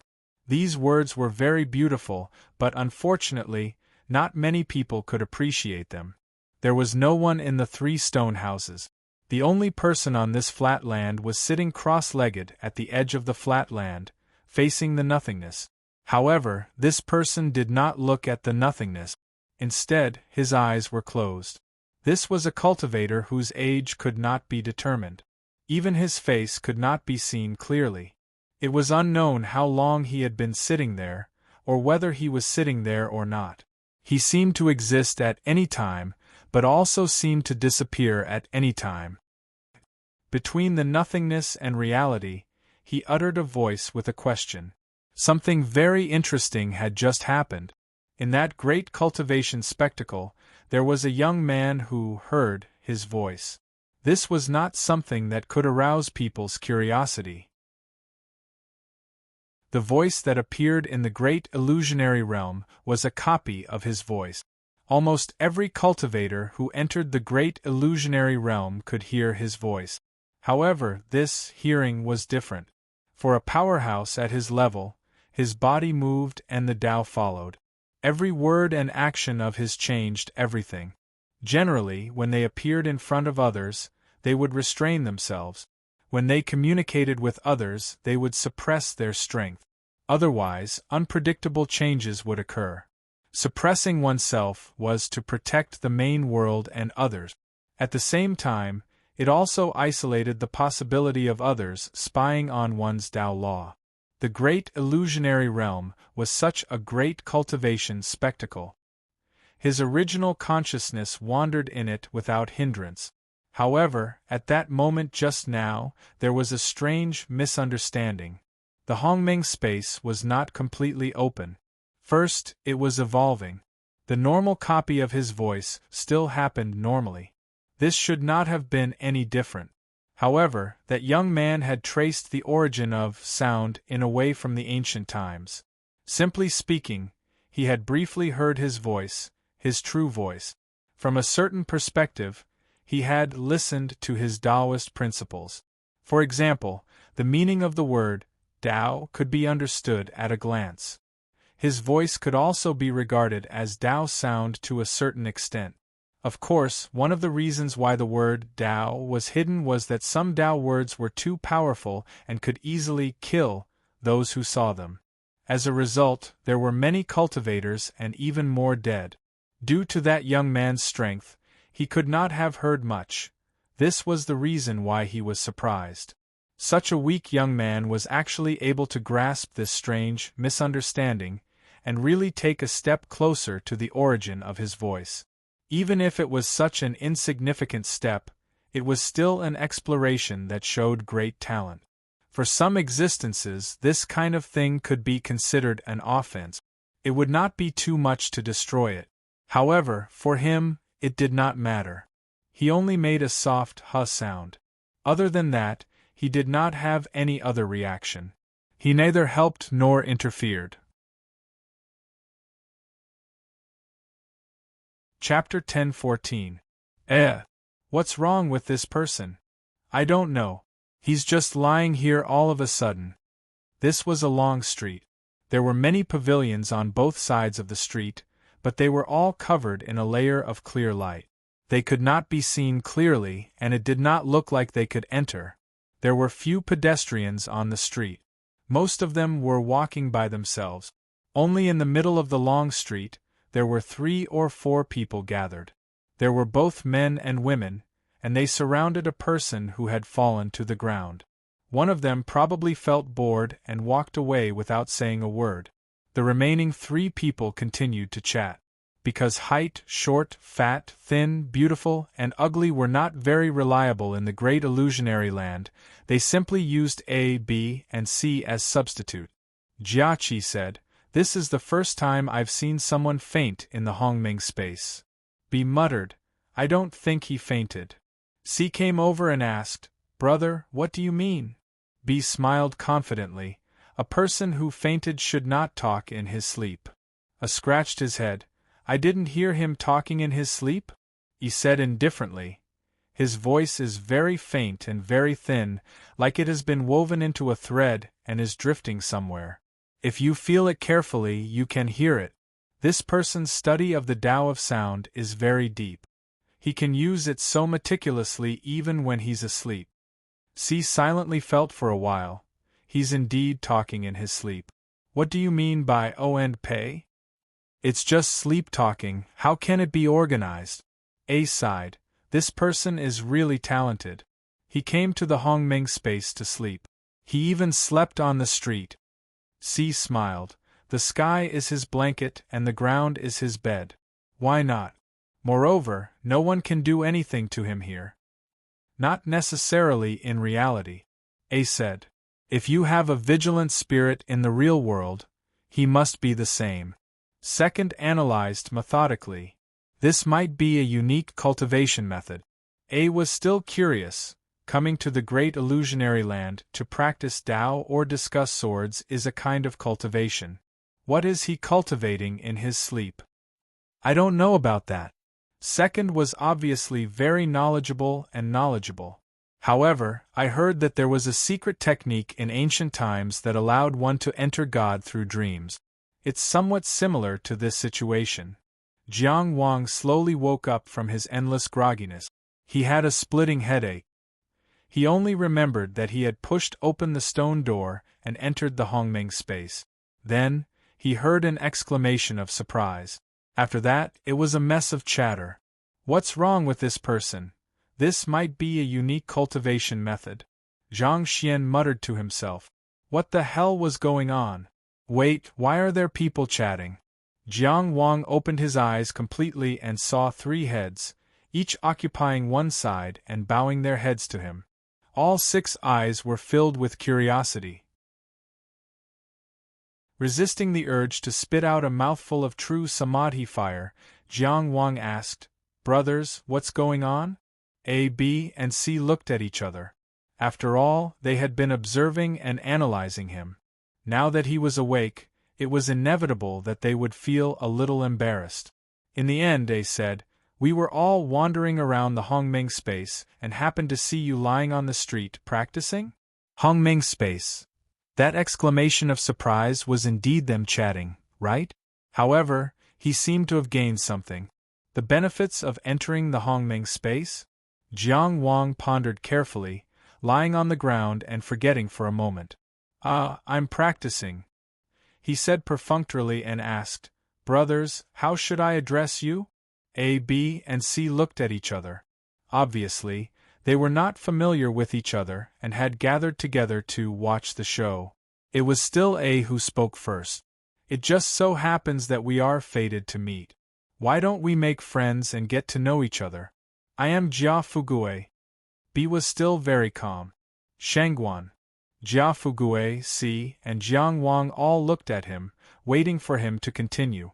"My name is Shangguan," B added. He looked like a very low-key and calm person, but inside, he was turbulent and full of fans. This name was too flashy. Everyone had to respect him by calling him Shangguan. Third gave a simple and honest smile. "I am Zhao Taiju." All right, they were all fake names from the great illusionary realm. None of them were real. Jiang Wang smiled warmly. "Little brother, Dugu Wudi." Jia Fugue, Shangguan, and Zhao Taiju were collectively silent for a moment. Then, everyone cupped their hands. "It's an honor to meet you, an honor to meet you." Only then did Jiang Wang notice that he was still lying on the ground. He quickly got up and mingled with the three brothers. The Hongming space was currently only open to a small area, so there were not many cultivators here. Many buildings had not been opened yet. It was unknown if there were any other differences here. Based on Jiang Wang's interactions with the three onlookers, the Hongming space was a more direct space for communication. It could accommodate more cultivators at the same time, and it was not constrained by familiarity or unfamiliarity. Just like the modern world, it was possible to meet anyone while walking on the road.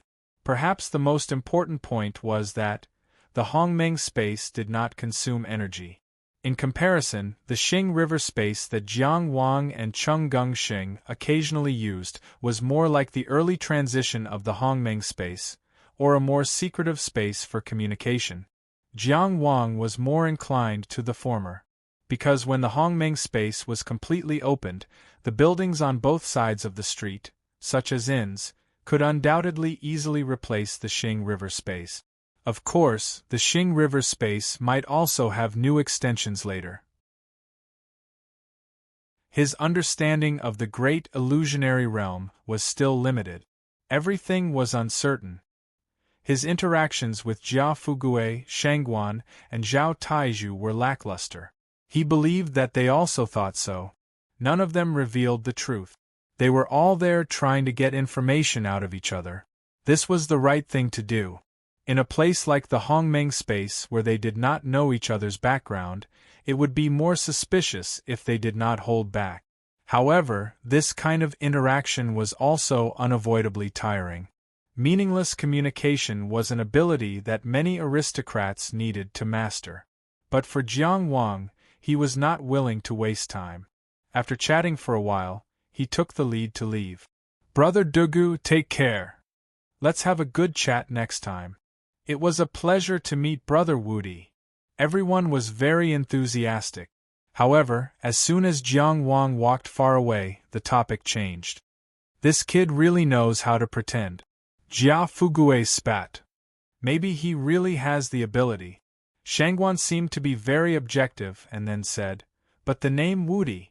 I used to meet someone called Zhen Wudi at the Sword Discourse Arena. He only knew how to shout and was not good at all."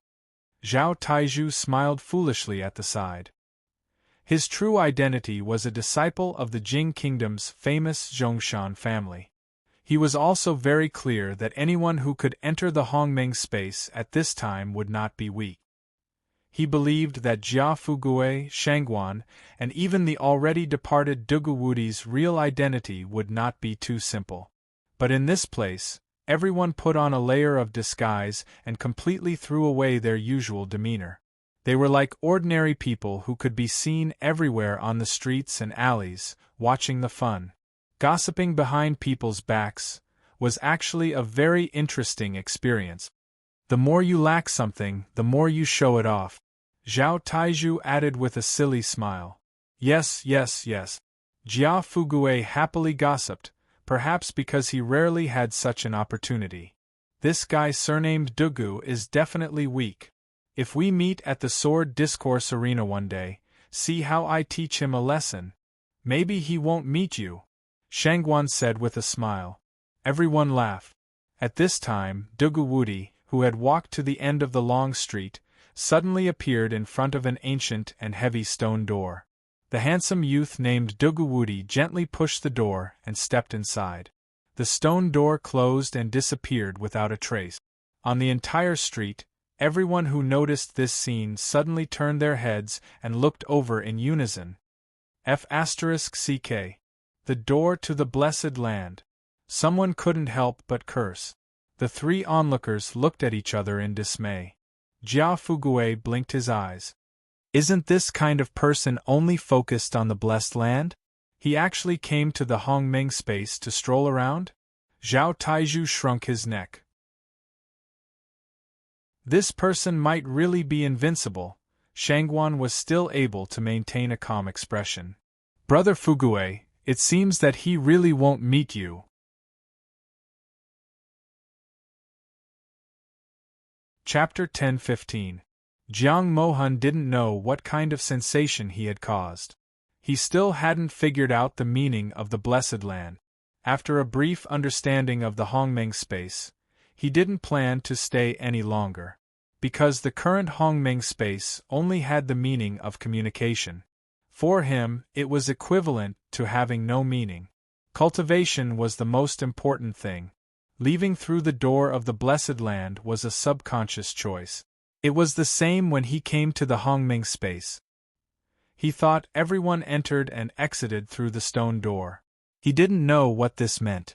What he cared about the most was the faintly discernible feeling that had been lingering in his consciousness ever since he woke up from the muddle-headedness, as if he could grasp something, but it also seemed very far away. He returned to his blessed land space and exited the great illusionary land. He sat cross-legged, emptied his body, and let his mind wander. What was that faintly discernible feeling?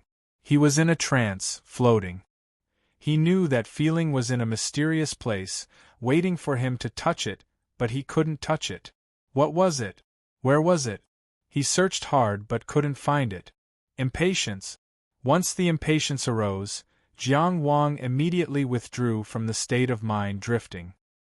His vulgar heart was covered in dust, and he couldn't be at ease. There was no need to be anxious, Jiang Wang silently told himself. His usual self-control took the upper hand again. He began to examine himself with a clearer attitude. Where did that faintly discernible feeling come from? He couldn't remember clearly, and he couldn't be sure. Then, when did it happen? He had just pushed open the Blessed Land's stone door, entered the Hongmeng space, and heard the high and remote voice. What was he doing at that time? It seemed that he was using the Five Immortals' dream command to explore the essence of the high and remote voice. Yes, the Five Immortals' dream command. Jiang Wang shook off his distracting thoughts, no longer thinking about the faintly discernible feeling, and focused on reality, thinking about the Five Immortals' dream command. Ever since he obtained this secret technique, he had been trying to make the command of the dream command closer to the technique needed to be heard in the immortal scripture. With the virtuous azure cloud as a comparison, his dream command was indeed a step further than the one passed down by the Five Immortals sect's founder. However, he still failed to meet the requirements of the Immortals canon. If it was said that the technique needed to construct the immortal audio canon required a journey of 100 li. If the founder of the Five Immortal sects walked 1 li, Then all the sect masters of the 5 immortal sects walked half a li. Although Jiang Wang had taken a step forward, he had only walked 2 li. He was still 98 kilometers away from his final goal of 100 kilometers. In the previous practice, he clearly sensed that the distance of 1 kilometer was already the limit he could walk at the moment. But for some reason, at this moment, he suddenly had a lot of inspiration. No matter how hard one tries, the divine light has already been born. The world of sound was so delicate and vast. Every sound was an expression. Every syllable had its own unique charm. To listen, to capture, to feel. So beautiful, so complex. So small, yet so grand. Jiang Wang made a series of hand seals on the spot, quickly completing the process of entering the dream, constructing the dream, sealing the order, and awakening. The dreamlike tokens: sound token, Great Void Envoy, Great Void 6 Directions Cultivator, Dugu Wudi. He seemed to hear the high and remote's voice in his ears again, and once again felt that mysterious feeling. His hands subconsciously formed hand seals, and his inspiration seemed to be innate. His 10 fingers were like threading flowers, complex and gorgeous. Tao technique release. A piercing pain like needles piercing his mind, Jiang Wang came back to his senses, and that mysterious feeling had already dispersed. He had a kind of understanding in his heart. The harvest he had obtained from unknown sources was already over, but this world was already different. Sound. Subtle and complex, small and vast. The sound of mosquitoes and flies flapping their wings, the heartbeat of the guards outside the courtyard, the sound of people conversing on the distant street, the sound of the entire city. I can hear it. Countless sounds were arranged in a strange way, worshipping Jiang Wang's ears, and he could choose anyone. The highest realm of cultivation in the 10,000 Immortals Palace was the 10,000 Immortals greeting. The 10,000 Immortals greeting me. The 10,000 Immortals greeting the ear. Jiang Wang could really feel that feeling of transcendence. All the sounds that he could hear were submitting to him, giving him whatever he wanted. This level was far from the level of ear immortal, but it could also be called sound immortal. Jiang Wang casually took out the red makeup mirror and looked at himself in the mirror. To be precise, he used the red makeup mirror to reflect his ears. Otherwise, if it was just for appearance, he could just condense a water mirror. His reflection in the red makeup mirror was still the same. However, his 2 ears were like jade carvings, warm and sparkling. Up until now, after the cleansing of countless primordial Tao energy, the tempering of the 4 spirits' body tempering technique, and the nourishment of some heavenly and earthly treasures, Jiang Wang's body was already in excellent condition. However, this pair of ears, from the inside out, emitted a completely different luster. At this moment it was transcendent. Under the reflection of the red makeup mirror, no other problems occurred. With a thought, Jiang Wang silently adjusted and removed its external appearance, returning the appearance of his ears to their normal appearance. He didn't want others to know that he had this kind of secret technique when he used the sound immortal in the future just by looking at his ears.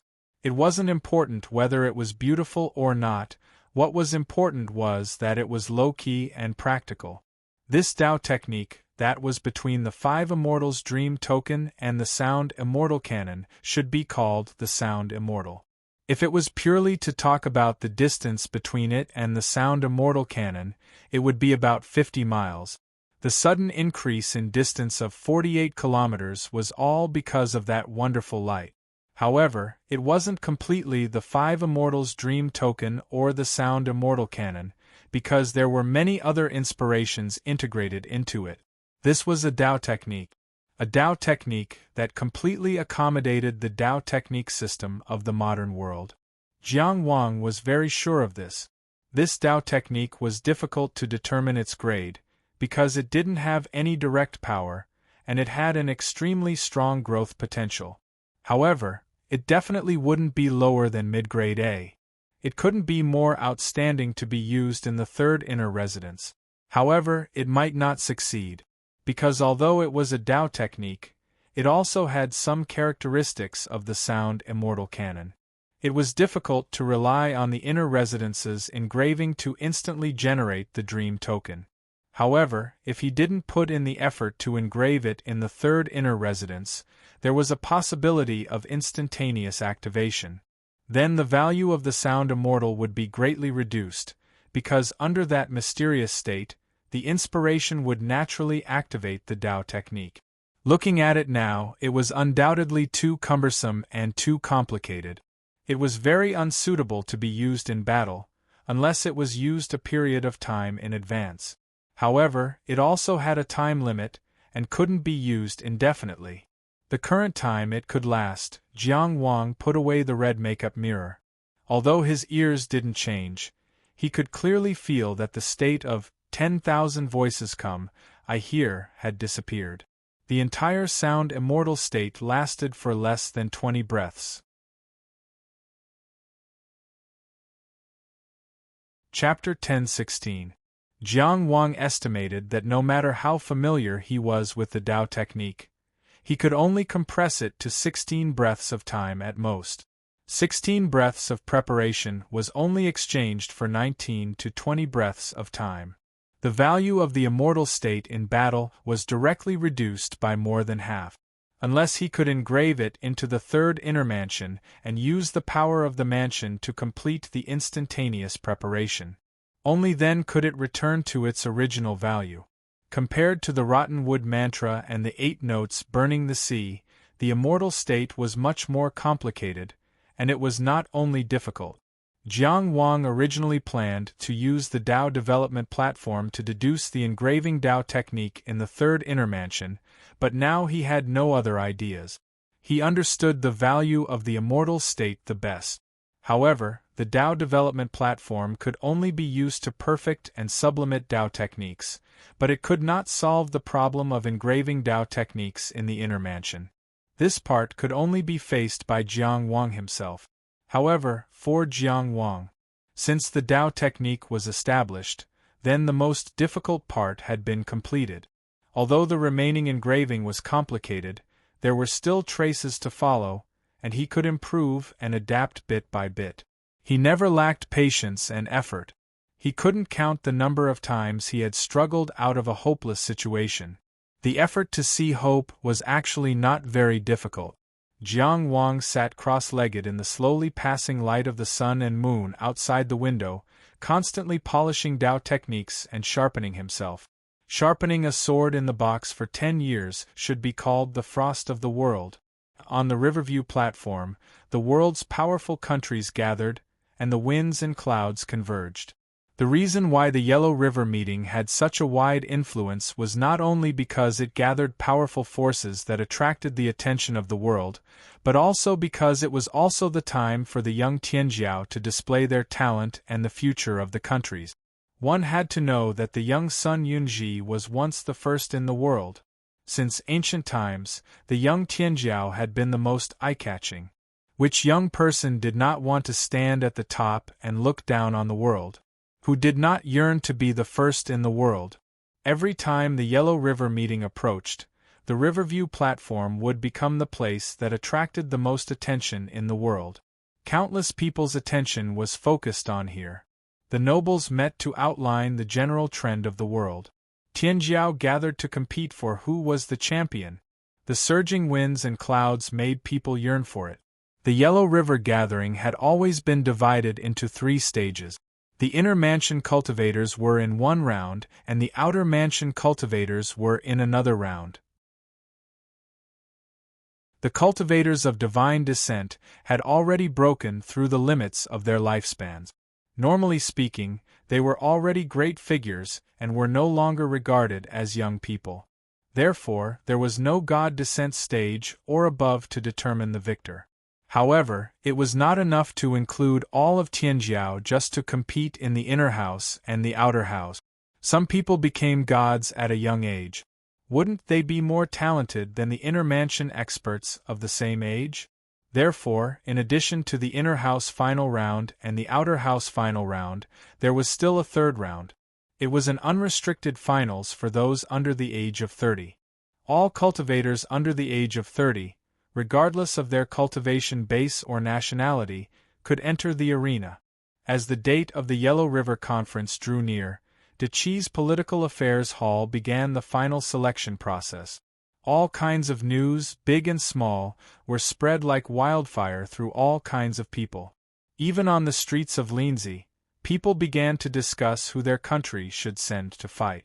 In the newly opened Three Fragrant Tavern in Tianfu City, it was inevitable that some customers would talk about the Yellow River Conference. A stage was set up in the main hall, and a play was being performed on it. The ones playing the musical instruments at the side were all beautiful young women. They played the zither, pipa, or erb. The play was very exciting, and the music was very tight. In my opinion, young Master Emolienching from the Emo family of Baiji should be Dechi's #1 outer house cultivator among the younger generation. The customer who spoke had a flushed face and was hugging a girl. It was as if he was talking about his own family. He was very proud. Forget it. Who cares about the Emo family of Baiji? We don't even know what the surname of Baiji County is now. A young master in a brocade robe sneered. Do you know Yang Jing, the younger brother of Biwu County's county chief Yang? How can Yang Jing compare to Emolienching? The previous customer was furious. In the history of the Yang family, the highest rank they had was a county chief. How can they compare to the Emo family? Look at you. I say east and you say west. Is the Yellow River Conference a competition of family background? The young master in a brocade robe obviously had the upper hand. Even if it's a competition of family background, it won't be the Emo family's turn. The Emo family isn't even ranked high in Qi, and they still want to embarrass themselves at the river viewing stage? The half-drunk customer opened his eyes wide. It's a competition of combat power. Emolienching's battle record is outstanding, but who did he lose to again? But I haven't heard of Yang Jing. I don't know if it's just flattery. Ha ha. A man suddenly laughed and interrupted the conversation. I don't know much about Yang Jing, but Emolienching's reputation is undeserved. He pulled his head out of the girl's embrace and revealed a long beard. He smiled and asked, wasn't he the one who offended Chongxian Fenghua in Lindsay? They were talking excitedly and attracted the attention of the people nearby.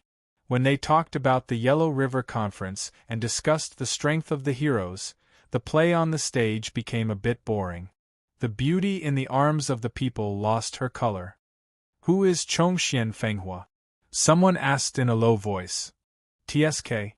The person next to him said with disdain, the one who stole all the glory of his generation. Then didn't he go into seclusion and not participate? It doesn't matter whether he participates or not. Emolienching, who is in the outer sect, should go around him. A naive and lively girl glanced at the noisy customers and went upstairs with a bright smile. A group of cultivators who hadn't even reached the soaring dragon realm started to comment on the heroes of the world and the cultivators of the outer sect. Other than Yonggenzuan, they didn't even bother to mention the inner sect cultivators. How interesting! She turned into a long corridor and walked to a door. She didn't knock on the door and pushed it lightly. The fingernails on her white and delicate hand were as red as blood. With a creak, the door opened. As soon as she stepped in, she saw a woman lying lazily on the soft couch in the inner room with her hand supporting her forehead. The girl was dressed very tightly.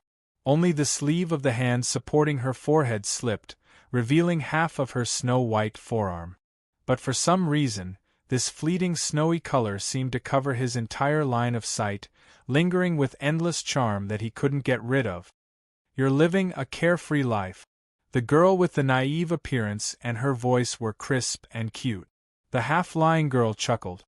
Her voice was like the wind blowing through the clouds, directly entering one's heart. She didn't say anything else and only asked, Sister Ling, why are you unhappy? Ling giggled and waved her hand, closing the door behind her. As she walked forward, she asked, "Do you really care about your sister?" The half-lying girl raised her eyelids slightly and glanced at her. "Of course I care." But with this glance, Ling stopped in her tracks. P.S. 1. You must know that Xiao Riyunji was once the best in the world. 30 small portraits Qing Wu Qingdi, the widely spread saying that, "You must know that Xiao Riyunji was once the best in the world," was a mistake made by later generations. 2. Sharpening a sword in a box for 10 years should be known in the world. My own title, how can it be? 3. After thinking about it, I'll share the whole poem with my book friends and encourage you. This is a poem I wrote during my torturous period to show my sincerity. The whole poem is, there was a dragon's light between the bulls, shining outside the cold window of a young man. Sharpening a sword in a box for 10 years should be known in the world. No matter how difficult the situation is, please don't give up. When you were young, there was starlight shining outside your window. The treasure light of the bulls fighting ruins proves that you have great talent. You are a peerless sword. As long as you continue to sharpen yourself, persevere, and work hard, there will be a day when you will let the world see your edge.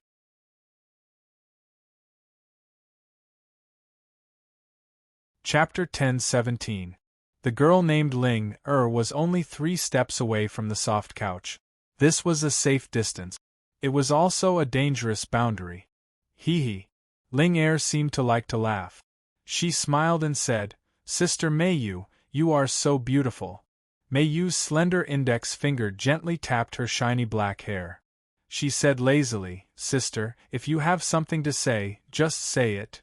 Ling put her hands behind her back and looked around the room innocently. "Can't I come to find you if I have nothing to do? I like you in my heart and want to be close to you." Meiyu's beautiful eyes turned slightly. The calm and lazy lake instantly rippled with captivating waves. "If you really want to be close, come closer." "Ha!" Ling jumped happily. She jumped sideways to the side of the tea table and sat down gently. The distance between her and Meiyu increased. She was petite and exquisite, like a girl who had just become of age. Her expression and movements were lively and cute. Only the charming Meiyu, who should be more mature, called the lively and cute girl sister. It was somewhat strange. Ling played on the chair for a while. Then she turned her head and looked at Meiyu, who was still half lying. "Speaking of which, why do we have to come to Qi? You should know very well that it is impossible to open a business here. The 4 great academies are not allowed to set up a branch of extraordinary power here, let alone our fragrance of 3 fragrances restaurant." "Sister," Meiyu said lazily, "let me remind you of one thing. I didn't ask you to come. You insisted on coming." Ling laughed crisply. "Aren't I close to you? I am afraid that you will be wronged outside." She shook her head. "Sigh, you don't know sister's painstaking efforts." Meiyu raised her hand and lay down directly. She closed her eyes and rested. "If sister doesn't let me be wronged, I won't be able to bear it." "What are you saying? Sister can't wait to dote on you." Ling was like a child. She shook on the chair and suddenly asked with interest, "By the way, what did you do to that priest from He Kingdom? I didn't bother you after that. With Yuan Tianshan here, what can I do to him?" Meiyu closed her eyes and said sleepily, "Young Master Yuan is a reasonable person." Ling obviously didn't believe him. There weren't many close friends in the building. The new younger sister doesn't share her heart with me either. Meiyu said softly, "My big sister Ling when it comes to giving your heart to someone, you can't do it at the same time. I'm willing to do anything for you." For some reason, Ling smiled brightly again. "Tell me, what can I help you with? If big sister wants to help me, then let me have a good sleep." "No problem." Ling cheerfully jumped off the chair. She stood and looked at the soft couch, saying, "Sister will find someone to serve you well." How about that Jiang Qingyang who pointed his sword at the first man of the Yellow River? The woman lying on the soft couch was truly a stunner. When she opened her eyes, they were full of autumn ripples. When she lay down, they were like mountains. She closed her eyes and pretended to sleep. Her eyelashes were long and curved. Her slightly pursed red lips were burning with silent passion. Hearing Ling Er's words, she didn't have any unusual reaction. She only said, "Okay. If you can do it." Ling Er giggled and turned to leave. Jiang Wang, who was wholeheartedly studying the Taoist inscriptions, didn't know that an old friend was nearby. He was immersed in the mysterious world of Taoist inscriptions and rejoiced at every little improvement. Little by little, he matched and adjusted. Finally, at a certain moment, the immortal state of sound was inscribed in the third inner mansion. At this point, Jiang Wang's 3 inner mansions could be considered to have reached the peak of combat power. The 3 instantaneous Taoist inscriptions were the Rotten Wood Spell, the Burning Sea of 8 Sounds, and the Immortal State of Sound. The 3 inner mansions were the Star Fire that increased the fire element, the Chasing Wind that increased the speed, and the Wind Gate that increased the speed of the wind. And each inner mansion was bathed in the light of magical powers. True Samadhi Fire, Wrong Path, and Buzhou Wind. He only needed to speed up the exploration of the inner mansion rooms and reach 3,000 as soon as possible. Then he could try to open the 4th inner mansion. Opening up 3,000 inner mansion rooms was the goal that Jiang Wang set for himself. Exploring the inner mansion rooms purely relied on the power of the soul to go deep. With the strength of his soul, after reaching this level, he began to feel strained. It wasn't that there was no possibility of exploring more rooms, but it was inevitable to take some risk. Compared to the benefits, there was no need. Although exploring the inner mansion rooms was a process of in-depth understanding of oneself, but the inner mansion level's observation of oneself was limited after all. Even if he opened up so many inner mansion rooms, Jiang Wang's understanding of himself couldn't sublimate to another level. 3,000 inner mansion rooms was already a number that ordinary inner mansion cultivators simply couldn't imagine. Going too far was as bad as not going far enough. Tidying up his mood, adjusting his state of mind, Jiang Wang once again entered the great illusionary land. He wanted to see the performance of the immortal state of sound in battle. The ranking rules of the great illusionary land's sword discourse arena were not announced, but from such a long battle, one could roughly deduce 1 or 2. The 5th place fighting the 6th place and the 7th place, the increment of victory and defeat would definitely be different. And fighting up, no matter if one met the 4th place, 3rd place, or 2nd place, one victory would allow one to advance 1 place. But only 1 place. It wasn't that winning the 2nd place would allow one to become the 2nd place. Jiang Wang's luck could be considered pretty good. He was the 5th place in the great illusionary land, and there were only 4 cultivators left in front of him, but he was still able to match up at the first moment. And it just so happened to be the 4th place 5 elements cultivator, stepping onto the sword discourse arena, whistling through the galaxy. The ancient modeled sword discourse arena connected together. Jiang Wang unsheathed his long sword and directly started the battle, not saying a single word of nonsense. Rotten Wood Technique, 8 Notes Burning Sea, Human Path Sword Style. In the fierce battle, he roughly understood his opponent's strength. Then he pried open the 3rd inner mansion, instantly activating the immortal state of sound. The changes in appearance had already been suppressed, and nothing special could be seen from the surface. But 19 breaths later, 10,000 voices come, I hear. Within the range of the sword discourse arena, all the sounds became clear, and the finest details could be heard. The sound of wind breaking, the sound of Tao techniques colliding. In the fierce battle, both sides still maintained the sound of steady breathing, all sounds were subdued by his ears. From the sound of muscles moving, the opponent was about to turn left. From the sound of Tao essence colliding, the The opponent was about to fight with all his strength. It could only be said that the opponent was prepared to fight with all his strength and retreat to the left at the same time. Every expert who was good at killing would allow themselves to be in a state where they could accommodate several different trends at any time, and be able to erupt with countless possibilities at any time to deal with the battle. But for Jiang Wang, who had grasped the astral path, in the situation where he knew the opponent's range of options, there was only one possibility. If he used the astral path, at this very moment, Jiang Wang had the confidence to kill this person with one sword strike. Even if this person was already the fourth place in the great illusionary land. But even if he didn't use the astral path, under the immortal state of sound, the opponent's range of options was already very clear. Jiang Wang wielded his sword and went up, the cruel and cold Buzhou wind blowing in his face. That opponent had a smile on his face, and one hand formed a circle, blocking with a light shield. On the other hand, his feet moved slightly, and he turned left like lightning. This step was so fast. He was already prepared to use the momentum to counterattack. But what welcomed him was the 8 sounds burning the sea that Jiang Wang had already prepared. His palm pressed down, and it seemed like he had arrived at the same time as his opponent. Chirp, chirp, chirp, chirp. The cries of the flame sparrows played together with the sound of the waves.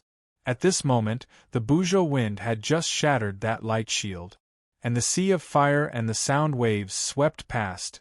Only Jiang Wang was left alone on the sword discourse arena.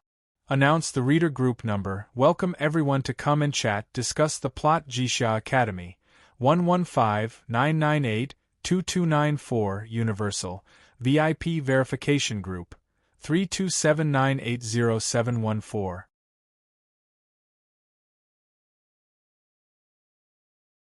Chapter 1018. Winner, Invincible Dugu. Current ranking, 4th in the Inner Mansion realm. The battle was already over before the immortal hearing state had even ended. This wasn't a match between someone ranked around 90, but against someone ranked 4th in the Inner Mansion realm within the Great Illusionary realm. In a battle of life and death, victory and defeat were often decided in an instant. However, the performance of the immortal hearing state was indeed a little too stunning. Strictly speaking, it wasn't just the immortal hearing state itself. I have heard all the voices. Although the immortal hearing state was powerful, it only controlled all the information that could be obtained through sound. Jiang Wang himself was the one who truly grasped the opportunity and decided the outcome. Jiang Wang's superhuman combat talent was the foundation. The combination of the two resulted in such a beautiful battle result. Reality proved that Jiang Wang's choice of the immortal hearing state, without hesitation and expending a lot of energy to inscribe this Tao technique, was a very wise choice. The battle just now wasn't the most eye-catching part of the immortal hearing state. What Jiang Wang saw through this battle was actually the wrong path.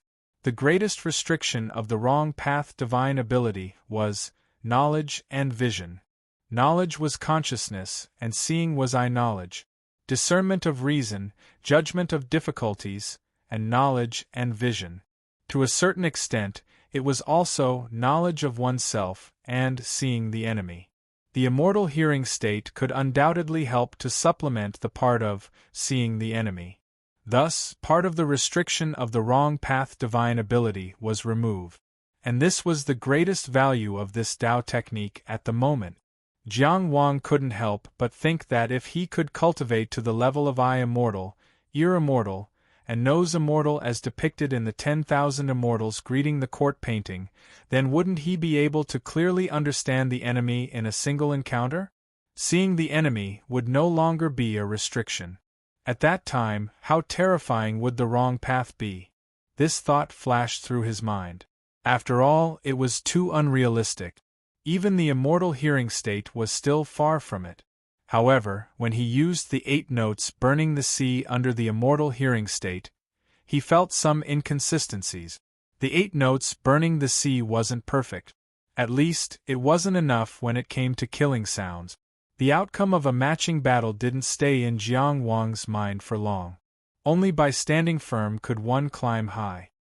He silently settled his mind and entered the meticulous adjustment of the 8 notes burning the sea. This kind of demanding perfection that was almost harsh on himself. He wasn't like this for a while, not for a day. It was the same battle, but the winner and the loser naturally had different feelings. Jiang Zhaoyuan was the son of the Jing State's Azure Sea Guard's great general Jiang Kulian. He was also ranked 5th in the Palace Realm within the Great Illusionary Realm. He had just been knocked down from 4th place. As the only military empire among the top 6 in the world, the entire Jing Kingdom was ruled by the 6 Protectors' Army and the 7 Guards' Army, a total of 13 armies. The head of the military was the king. The 13 armies respected the monarch and ruled over the people. Jiang Zhaoyuan's identity could be seen from this. At this moment, he was sitting on his bed in a daze. Although he hadn't used his full strength just now and had held back in the Great Illusionary Land, but had he lost just like that? That powerful combination of fire and sound Dao technique wasn't the main point. The main point was that his opponent seemed to have completely predicted his choice of battle. It was as if he had delivered himself to the door, taking the initiative to collide with his opponent's exterior-level Dao technique. This was something that would only happen when one's strength was completely overwhelming. For example, he could easily predict all of the Soaring Dragon Realm cultivators' choices when dealing with them. Therefore, even though he was also a disciple of the Inner Palace, he was completely crushed? Even if he released all of his strength, was it really possible for him to win? Was there even a 1% chance? He intended to participate in the Yellow River Gathering and was also working hard to obtain a spot in the Inner Palace realm. However, the battle just now had undoubtedly poured a bucket of cold water over his head. In the Great Illusionary Land, where the speed of expansion had always been limited, it was already so difficult to fight against a cultivator of the same level.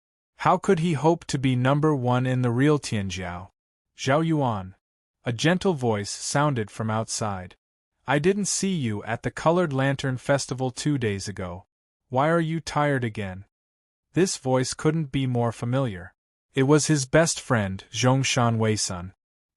He was the grandson of the great general of the Qima Guards, Zhongshan Yanwen. The Qinghai Guards and the Qima Guards had always been harmonious. He and Zhongshan Weisun were also good friends who played together since childhood. Different from other friends who gradually drifted apart, they grew more and more like-minded as they grew older. Nothing, Jiang Zhaoyuan said in a muffled voice. The door isn't locked.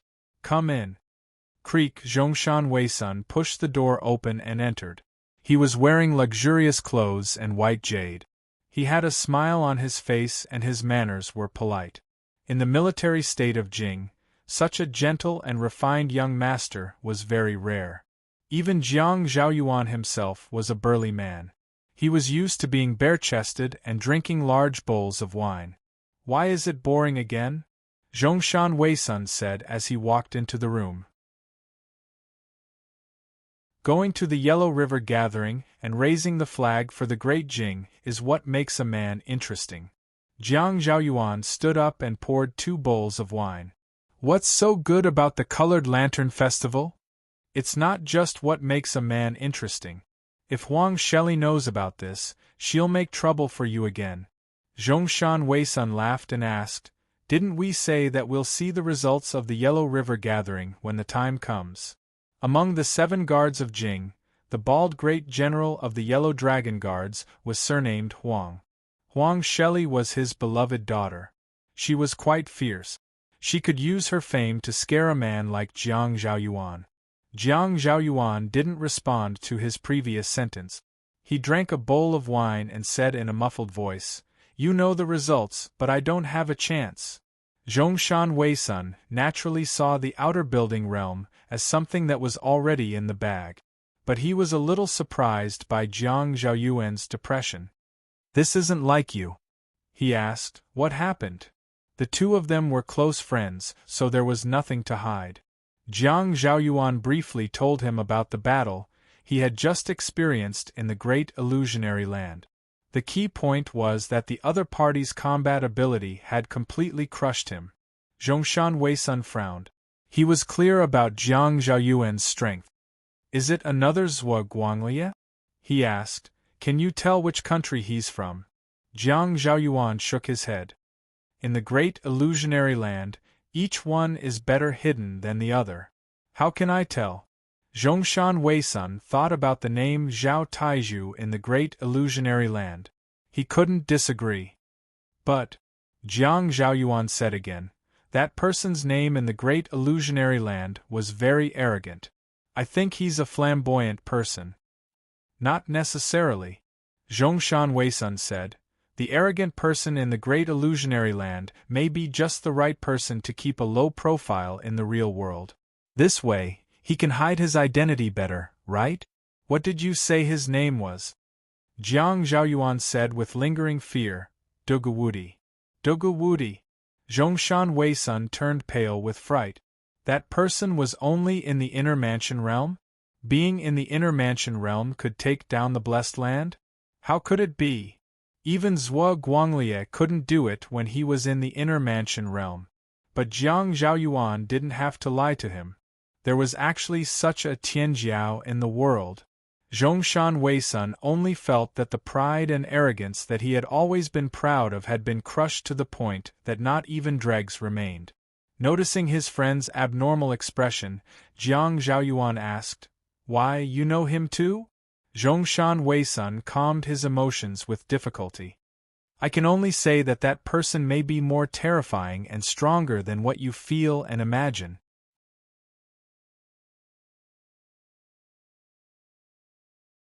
Chapter 10-19.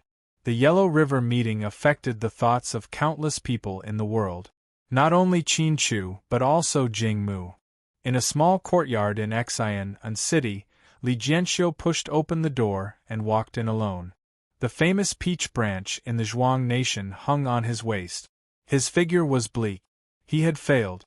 In the competition for a spot in the Yellow River meeting, he lost to Lin Jingren, who was from Wangjiang City's Dao Academy.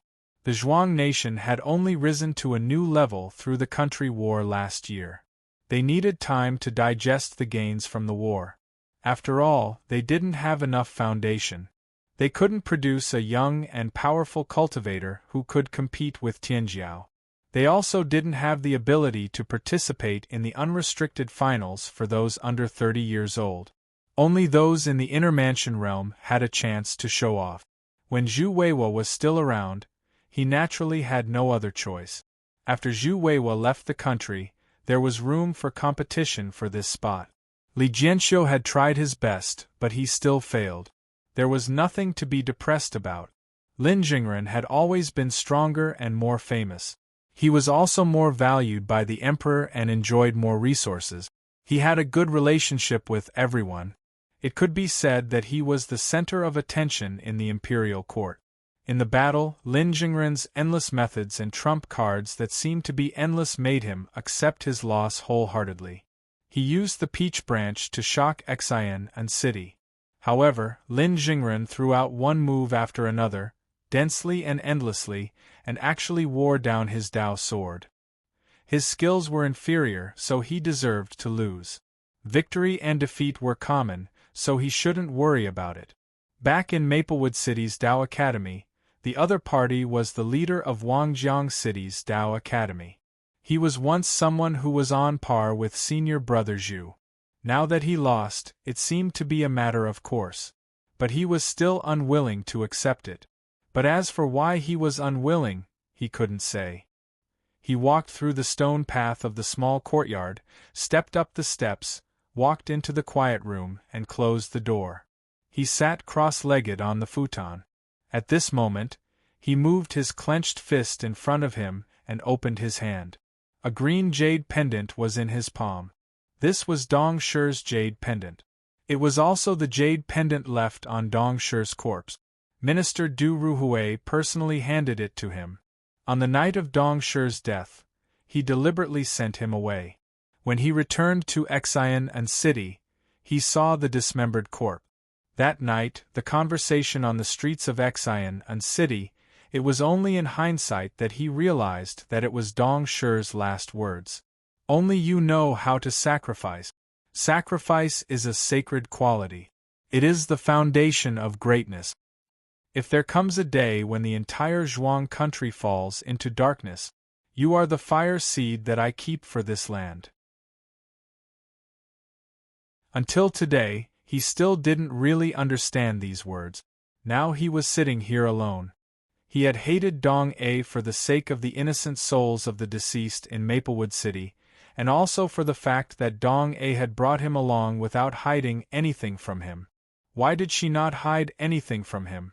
Why did she have to make him suffer so much and suffer so much? But what about other than hatred? Now that he was sitting here alone, he was indeed reminded of that unsmiling man. A long time ago, when he was still in the Qingdao Academy, he had wondered what Dong Shi would look like when he smiled. However, he didn't expect that he would have to wait until his death before he could see it. What was he laughing about before he died? Li Jianxiu silently stroked the cyan jade pendant in his hand. It was said that the earliest owner of this jade pendant was Zhang Xinliang, Dong Shi's good friend when he was young. Zhang Xinliang gave it to Dong Shi, and Dong Shi gave it to who did he give it to? Such a small item, and its style was very ordinary. He really didn't pay much attention to it. There were so many people in Maplewood City's Dao Academy. It was impossible for him to remember what everyone was wearing. He knew what was in this cyan jade pendant. It recorded a secret technique called the essence control technique. It was a secret technique to improve one's ability to control Dao essence. He had already learned it when he was working with Dong Shi and remembered it by heart. However, he had not learned it when he was in the Qingdao Academy. Who could it be? The person who learned the essence control technique before him was probably the first person Dong Shi recognized, right? After that person's accident, Dong Shi chose him. That person must be very dazzling. Was it the bone messenger, Zhang Linchuan, who had hidden in the Dao Academy and displayed excellent talent in thunder techniques? Was it the gentle and kind Wang Zhangxiang, who was born with a different bloodline from the wind sparrow? Or, for some reason, Li Jianxiu suddenly thought of a scene. It was also night. He was on night duty in front of the small pavilion in front of the inner courtyard. A delicate and handsome youth rushed over. Although he was anxious, he was not flustered. He opened his mouth and said, "Senior Brotherly, a heretical demon is committing murder in the outer courtyard. A junior brother has already been killed. Please take charge of the situation." His body was injured, but his expression was normal.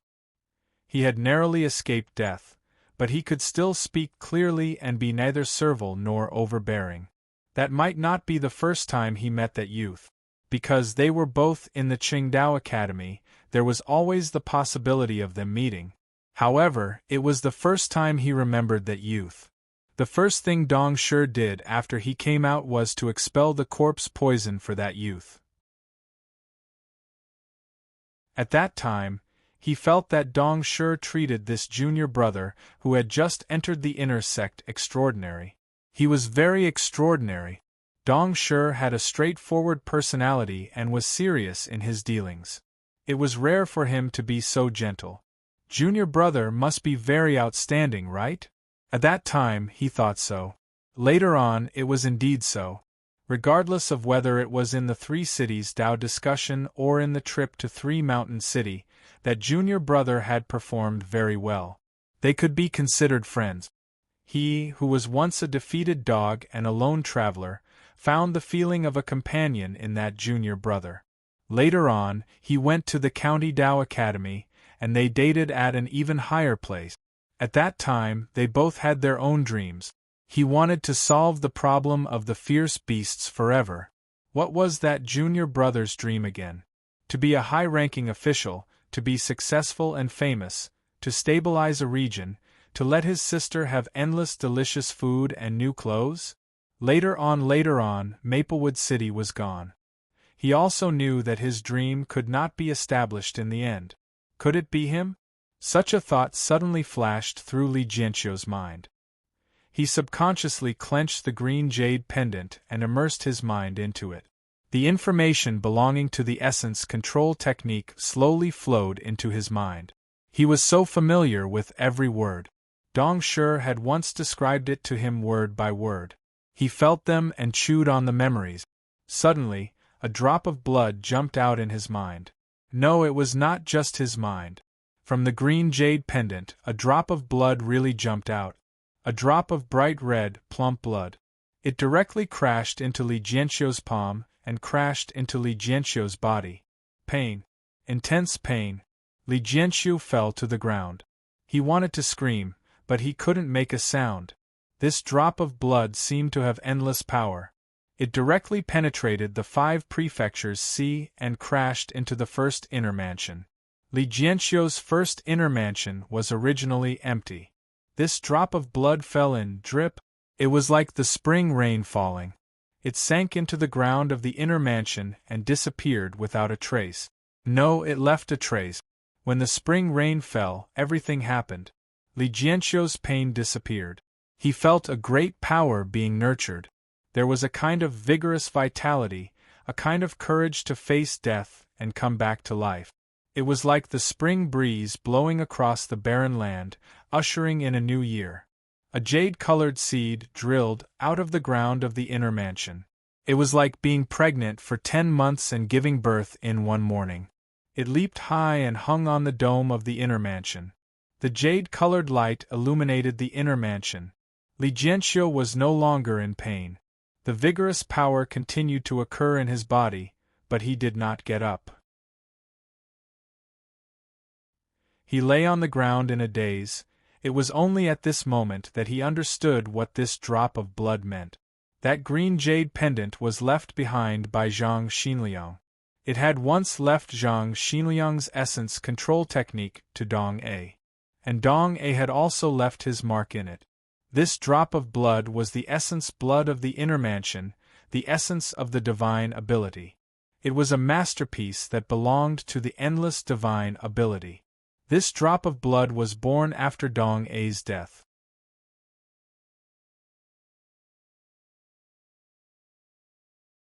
Chapter 10-20. After retreating from the Hongming space, Jiang Wang shook his head and smiled. He didn't expect that entering the Hongming space would bring him such benefits and achieve the immortal state. Although it was an unexpected surprise, it was still a gain. He couldn't help but try a few more times. Of course, there were no other special changes. He pushed open the Blessed Land's stone door and walked in to the Hongming space. When he walked back, he was in his own Blessed Land. He didn't talk to anyone. After trying back and forth a few times and confirming that there were no new gains, he threw it to the back of his mind. Lord Jiang, who lived a fulfilling life every day, naturally didn't know that in the Hongming space, the guys named Jia Fugue, Shangguan, and Zhao Taizhu were all scolding him for showing off. The adjustments to the 8 notes burning the sea were completed a few days ago. After the adjustment, the power of the 8 tones of burning sea was 10% higher than before. However, it still hadn't broken through the A-grade upper level. During this period, he also participated in a Blessed Land challenge. Lord Jiang, who had already reached the 2nd place in the Great Illusionary Realm, was once again defeated cleanly. Before the challenge, he had already planned to do everything except go astray, but in the end he still held back a lot. After all, he didn't have many opportunities to attack. From the 43rd place Jilung Mountain, he fell to the 44th place Tongbai Mountain. His monthly merit points decreased by 10 points, becoming 380 points. Along the way, everything had changed, except for the Blessed Land, which was a consistent decline. He didn't know if those people knew that a weakling had appeared in the Blessed Land. In short, after so long, Jiang Wang didn't encounter anyone who gave up. His hopes of slowing down the decline of his ranking were repeatedly dashed. This made him miss the powerhouse who deliberately learned the ancient 9 virtuous swords before challenging him. Why didn't everyone come prepared before challenging him? But at least, Jiang Wang didn't feel sorry about this anymore. Anyone who lost all the way, no matter how proud or conceited they were, should have gotten used to it. They really couldn't beat him. They just treated it as an opportunity to spar with a powerhouse once a month. Thinking this way, he felt much better. Jiang Wang comforted himself. For the time being, he ended his cultivation and left this courtyard that Lu Zongxiao had prepared for him. It was specially used for seclusion. Of course, it wasn't that he needed to rest. When it came to cultivation, he never needed to rest. Calculating the time, there should be a result from the political affairs hall soon. Jiang Wang had gained a great deal from his seclusion this time. He had become even more confident and emboldened, and his steps had unknowingly become lighter. Ouch! A clear cry of pain rang out. A young girl about 14 or 15 years old was probably climbing the wall just now, but she accidentally fell down and was dizzy from the fall. The courtyard that Lu Zongxiao had prepared was clearly in a bustling city, but it could be considered quiet. Seeking tranquility in the midst of chaos is naturally the best. The door Jiang Wang came out of just happened to face the wall of the opposite courtyard. This impetuous little girl fell in front of him just like that. The little girl fell to the ground and turned her head. Her cute little face scrunched up, and she looked at Jiang Wang with teary eyes. "Help, don't be afraid," Jiang Wang said warmly. "I'll help you call for help." "I'm busy." The little girl blinked her eyes. There were still teardrops hanging from her eyelashes. She looked a little confused. "Someone come," Jiang Wang called out.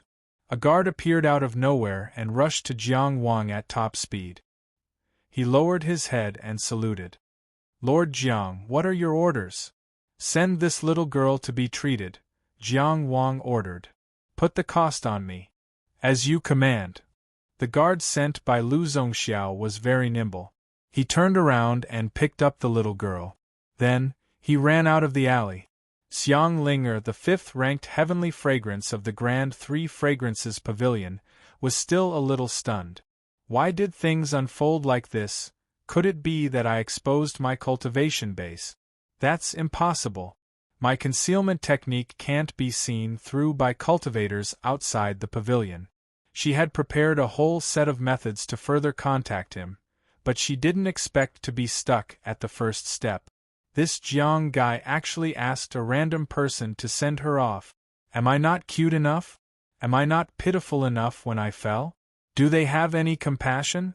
The people of Qi really don't know how to be gentle with women, but no matter how much she roared in her heart, she couldn't turn over and jump down now. Wouldn't that be exposing herself? Xiang Ling gritted her teeth in hatred. The guard was very responsible. He carried her and ran while shaking her. "Little girl, hold on. Don't fall asleep. We'll reach the clinic soon." How shameful was this? "Let me die," Xiang Ling silently covered her face. On the other side, Jiang Wang shook his head and went to Taishu Corner Tower. During this time, Chung Gongxing must be nearby. The little girl just now was indeed very cute and pitiful, but there was always a trace of unnaturalness lingering in his heart. But he wouldn't ignore it just because he wasn't sure if it was natural or not. But judging from the sound of the fall and the sound of her breathing, the little girl wasn't seriously injured, so he just needed to find a random clinic. Of course, he knew some medical Taoist techniques, but they were just mediocre skills. It would be best if he didn't embarrass himself. Taishu Corner Tower was still full of people, and business was booming. The two teams of guards stationed by Lu Zongxiao had a very good effect. They kept the place in good order. It was very difficult for the Desheng Trading Company to do this alone. However, Zhong Xuansheng was not in the Great Void Corner Tower, nor was he in the Diyuan gambling house.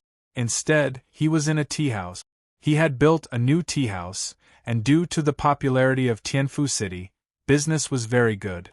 Chung Gongxing took a sip of tea and said slowly, "Right now, I'm cultivating my body and mind. Jiang Wang expressed that he believed him. He casually found a seat and was about to sit down. Hey hey hey! Chung Gung Xing hurriedly stopped him. As the second in command of the Dishing Trading Company, since you've come out of seclusion, you should do some proper business, right? It's already halfway through the month. Go collect the bill from Sanfen Fragrance Restaurant.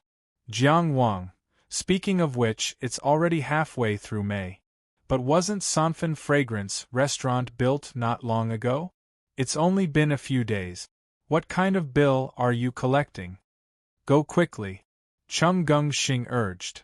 Any manager can do this. Jiang Wang looked at him. What are you planning? Chung Gung Xing shifted his butt. It's said that there's a transcendent cultivator there. The imperial court has very strict restrictions in this regard.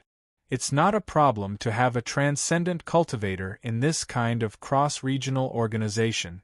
However, if a transcendent cultivator imparts transcendent power in Qi, it's unreported and privately establishing a transcendent force.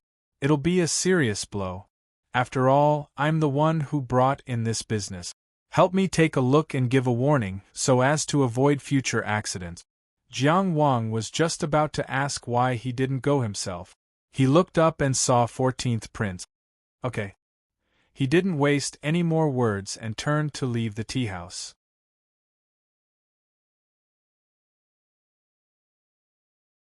Chapter 10:21. Jiang Wang was no stranger to the fragrance of Sanfen Restaurant. Back in Maplewood City, it had been hailed as a paradise by many brothels. Back then, Zhao Ruqing often invited guests to drink with prostitute. Other than Ling He, Duanjin, the other brothers often went. Of course, they only drank. They were all people with a bright future in the Qingdao Academy. No one really indulged in worldly desires. In Linzi, the fragrance of Sanfen Restaurant was lower than the 4 famous brothels. However, it wasn't because the fragrance of Sanfen Restaurant couldn't display the same standards. It was because in a place like Qi City, the fragrance of Sanfen Restaurant had to bow to the local tyrant. Jiang Wang had been to the fragrance of Sanfen Restaurant many times. From the Zhuang State to the state of He to Qi City, and from Linzi to Tianfu City, the fragrance of Sanfen Restaurant's decor fitted the local style while retaining its unique characteristic. The thoughts and strength behind this were naturally extraordinary. I was wondering why the magpies were chirping so early in the morning. It turns out that Lord Jiang is coming. As soon as Jiang Wang stepped into the building, a charming brothel keeper welcomed him. Unlike many brothel keepers who used heavy makeup to cover up their flaws, the brothel keeper of the fragrance of Sanfen Restaurant in Tianfu City was barefaced. Although she wasn't glamorous, she looked refreshing and not greasy. Of course, she couldn't be compared to the peach lady at the Jade Pavilion. She smiled at Jiang Wang and didn't come up to him to get intimate. Instead, she asked politely, "Do you have a girl you like?" Jiang Wang wasn't surprised that she recognized him. In any place, if one wanted to do business well, they would have to remember the names of the brothel keepers.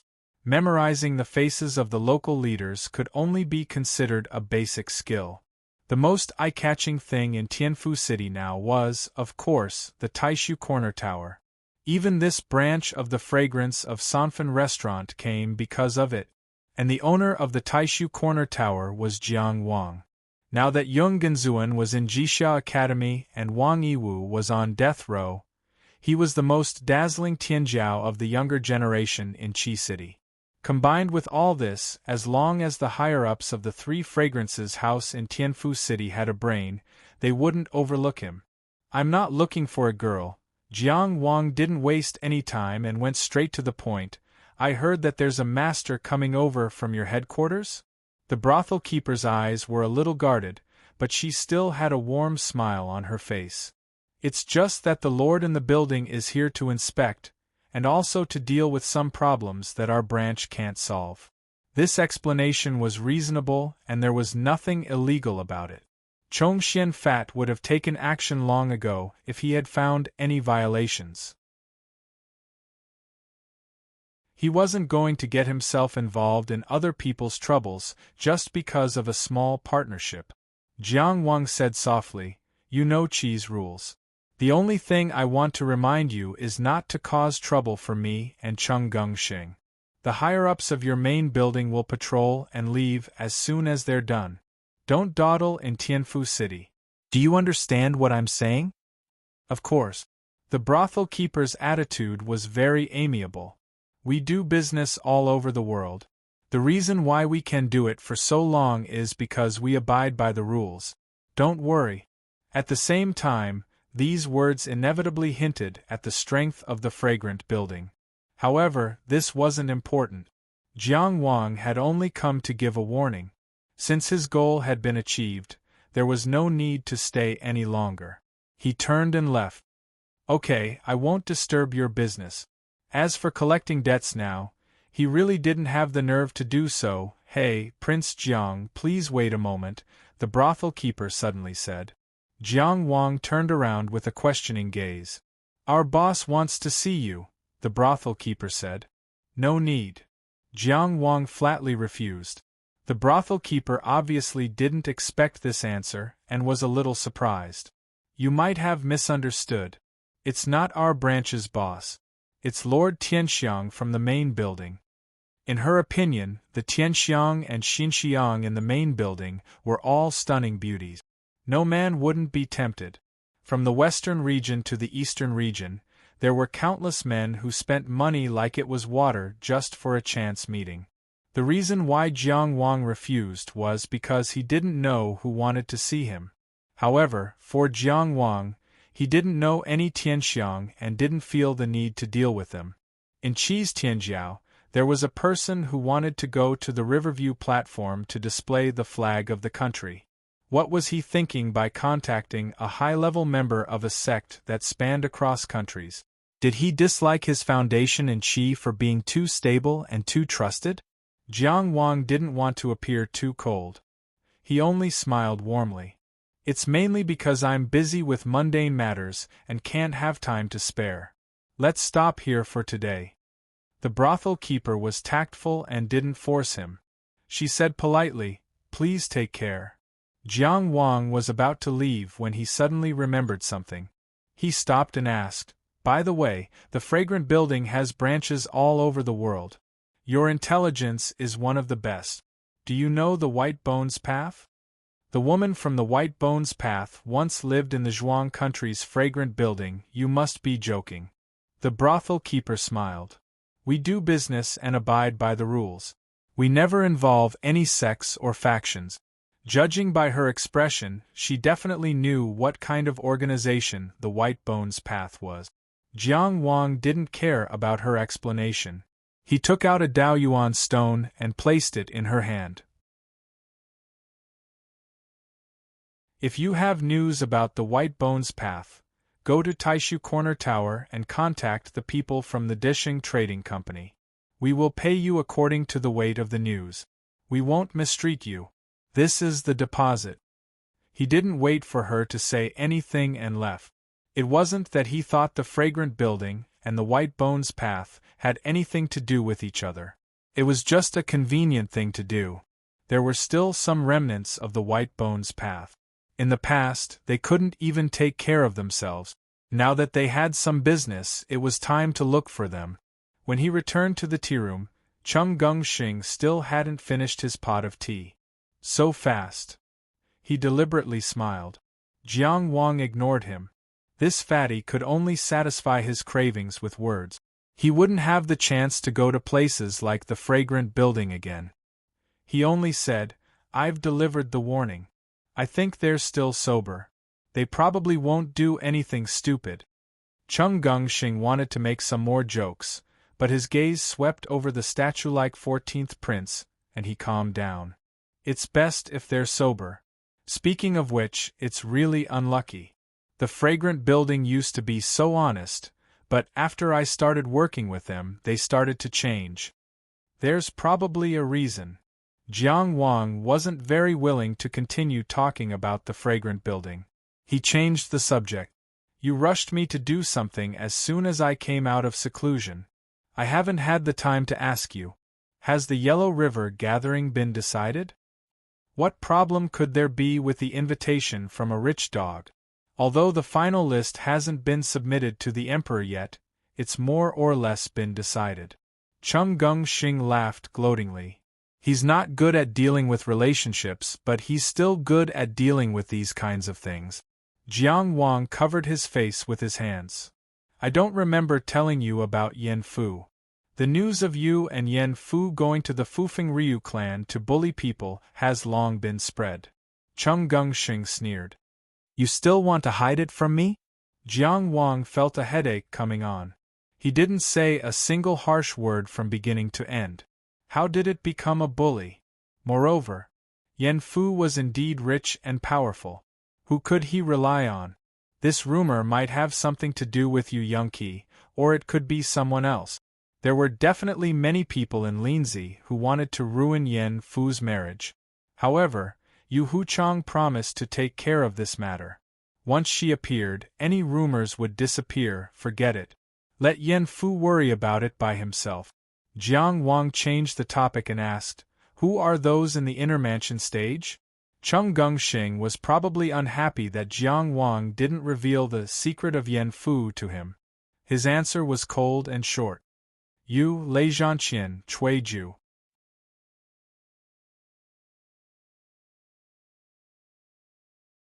Chapter 10:22. I know Lei Zhanqian. Hearing the name, Jiang Wang chuckled and asked, Who is this Cui Ju? He's from the military. Chung Gung-shing didn't beat around the bush when it came to serious questions. He's not from a famous family. He made a name for himself in the military and is now in the Lightning Prison Army. He's highly regarded by General Xiu. Jiang Wang knew Xiu Yuan, who was in charge of the Lightning Prison Army. He was also someone who climbed up from the bottom.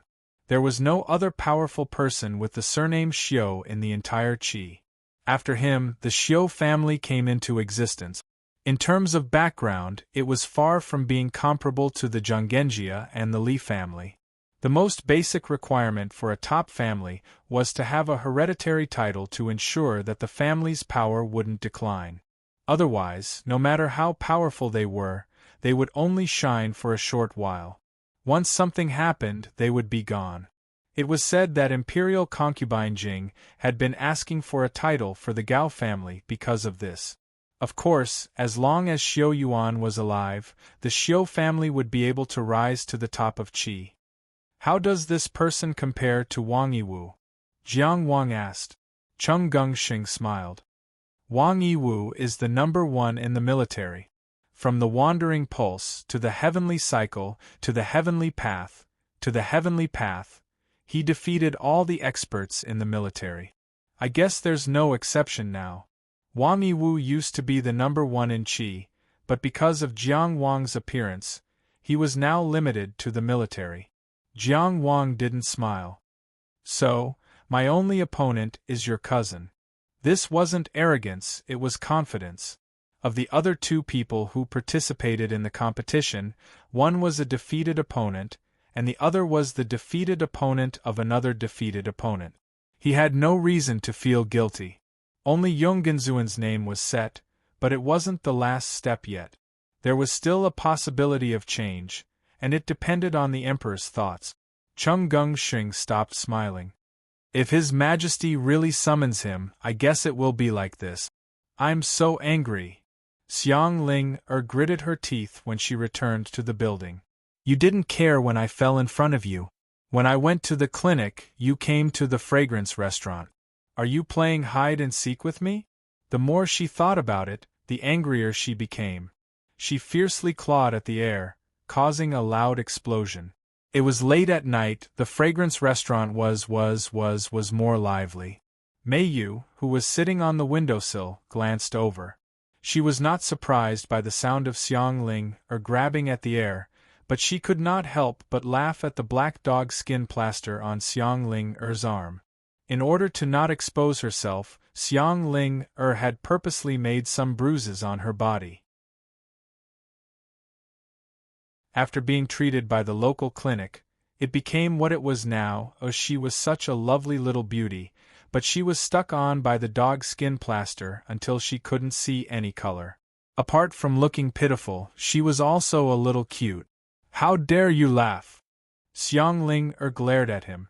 However, when he looked over, his anger somehow dissipated. At this moment, in her eyes, the woman in red was leaning against the windowsill, leaving only her side profile. Her right leg was half bent, and her right hand rested on her right knee. Her slender fingers were casually spread out like a magnolia flower. Her left leg hung naturally over the windowsill. Even under the complicated red dress, it could not hide the extremely beautiful line, straight and well-proportioned. Only her ankle was exposed, but it was enough to show her snow-white skin, not overshadowed by the red dress. Her skirt curled up like a red wave, and her feet stirred up a jade tide. Her left hand also drooped down, showing a kind of languid tiredness. It was just that the sky-blue crane-beak jade teapot that was hooked on his little finger gave him a sense of freedom. There was no need to describe her face. Among all the heavenly fragrances and heart fragrances, Xiangling liked this face the most. It was clearly distant, but it was always endlessly charming. The window was open, and the night sky outside the window fell coldly, accompanied by the moonlight and starlight, shattered in one place. A breeze blew over, gently dispersing. The hustle and bustle downstairs seemed to have quieted down for a moment. I just noticed because I was so angry that I lost my mind. The beautiful scenery naturally made people gentle. Xiangling's tone could not help but soften. Why are you dressed so brightly today? Mei gently curved the corner of her mouth and smiled. It goes well with wine. You look so good when you smile, good sister. Xiangling took a step forward in a daze, but immediately stopped vigilantly. She shook her head and giggled. Your charm makes it impossible for me to guard against it. Mei did not speak. Xiangling said again, I heard that Jiang Yumu also refused to see you? She smiled. That makes me feel much better. Mei said softly, find someone else. Don't waste time on him. This person is wholeheartedly focused on the Tao. He is unshakable. This person is the most suitable. He is famous and has a future, but he lacks a foundation. Xiangling did not know why she smiled again. No matter how wholeheartedly focused on the Tao after meeting you, he will wholeheartedly follow you. He was not. When he was still very weak, he was very determined. Mei sighed softly in her heart.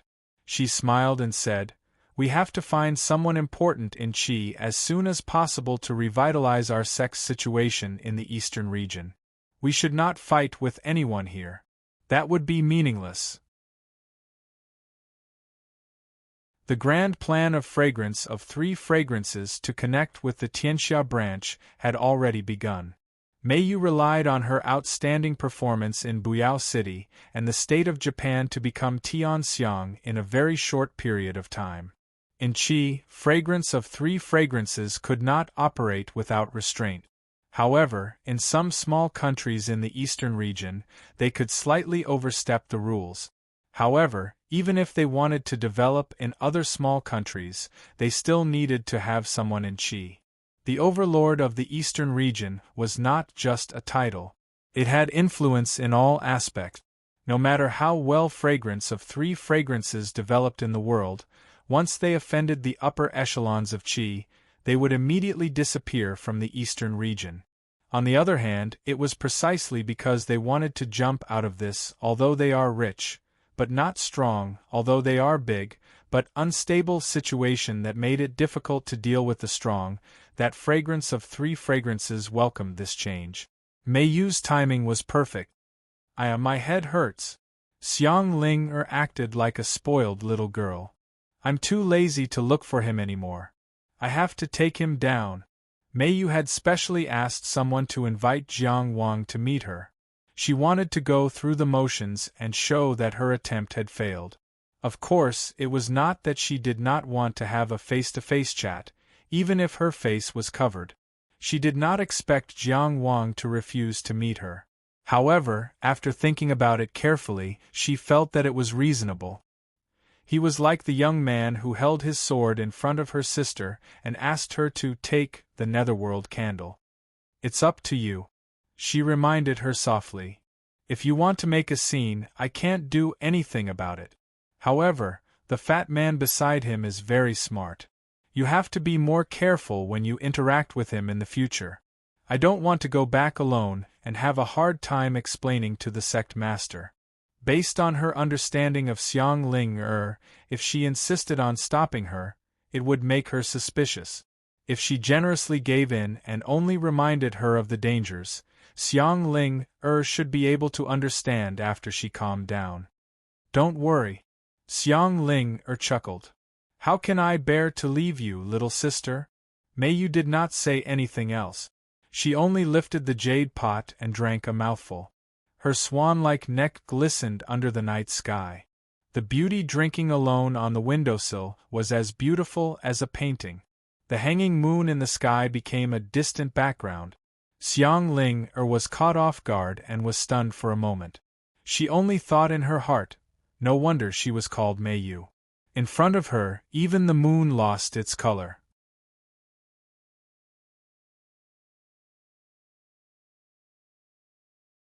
Chapter 10:23. Brother Jiang Wang, this letter is as follows. Why are my words so formal? Because I, Jiang Anan, have finished laying my foundation and am now a great meridian wandering cultivator. You can't coax me like a 3-year-old child. Omitted a bunch of examples. Don't think it's okay to buy me food. I'm not a glutton. If you make me unhappy again, drawn an angry little person here. Next to the angry little person, drawn an adult holding the little person's hand. The adult doesn't have facial features, so the word disobedient is written on his forehead. Today, Uncle Yi praised me again. He said Sister Qingyu praised me, Senior Marshal Brother Fong praised me. Omitted a bunch of slightly inflated statements. Brother, I haven't been lazy every day. Senior Marshal Sister Wang said I'll be able to fly very soon. Next time we meet, let me take you flying, okay? Another one. Where did you buy the black fruit that you brought me? I have a friend who also wants to eat it, but I couldn't find it after looking for a long time. Drawn a running little person. Signed, Little Hero Jiang on the clouds and under the maple. When he received this letter, Jiang Wang was already in Linzi's Mount Xiashan villa. The business of Taishu Corner Tower had already stabilized, so there was no need for him. The Yellow River meeting was approaching day by day, so it was better for him to stay in Linzi during this period. This year, he had written very few letters to An. Of course, the main reason was that he hadn't replied much. Because too many things had happened, he couldn't keep up with them. Previously, when he went out to sea, his communication was cut off. An would send letters to him regularly, but sometimes, the speed of the cloud cranes couldn't catch up with Jiang Wang's speed. After Jiang Wang finished cultivating, he received this cloud crane letter in his quiet room. He read the whole letter with a smile on his face, feeling that the sky outside the window was really good. And Anne's letter said she had finished laying the foundation. This was naturally good news. Jiang Wang had used 4 months to finish laying the foundation of the heavenly cycle stars formation. Jiang An used the 9 heavens diagram to lay the foundation, which took more than 5 months. The 9 heavens diagram was a foundational array diagram on the same level as the heavenly cycle star array diagram. After all, Jiang An was still young. Unlike Jiang Wang, who had already experienced several life and death situations before opening his meridians, his speed was definitely not slow. High Heaven Pavilion really did teach well. After thinking for a while, Jiang Wang picked up the writing brush and wrote a reply. The best sister in the world, Jiang Anan, smiles when she sees the letter. You've already completed the foundation, you're indeed a little genius. He had taken a solid step forward on the path of cultivation. Brother knows that you're always this good. But there is one thing I would like to point out. Greatness was never due to strength, nor was it something that could be flaunted. It is because you are a great person and have done great things that people praise you and describe you as great. You don't have to understand what I'm saying now, you can also ask your elder sister Qingyu. I believe that she has a more vivid answer for you. Big brother, everything is fine here. The people here are very kind. They just miss you a little. I'm looking forward to the day you can fly with me. Also, which friend of yours? Also, your handwriting doesn't seem to have improved. Is it because you haven't practiced enough? Signed, Hero Jiang. After he finished writing, he looked at the letter again and threw it back to the cloud crane. Then, he took out Yi Qingyu's letter and read it. Yi Qingyu's writing was still as quiet as usual. She picked out a few interesting things about Jiang Anan and described her cultivation level in detail. Then, she mentioned a few things about herself, but it was just a passing remark. Only at the end of the letter, she said, "Fellow Taoist, please think about Anan and don't act rashly." She should know what happened on the Tianya stage, although he didn't know why the news spread so quickly. But thinking about it, it shouldn't be difficult for the Yun nation, which did business all over the world, to get hold of overseas information, especially such a big event that had already spread throughout the coastal waters.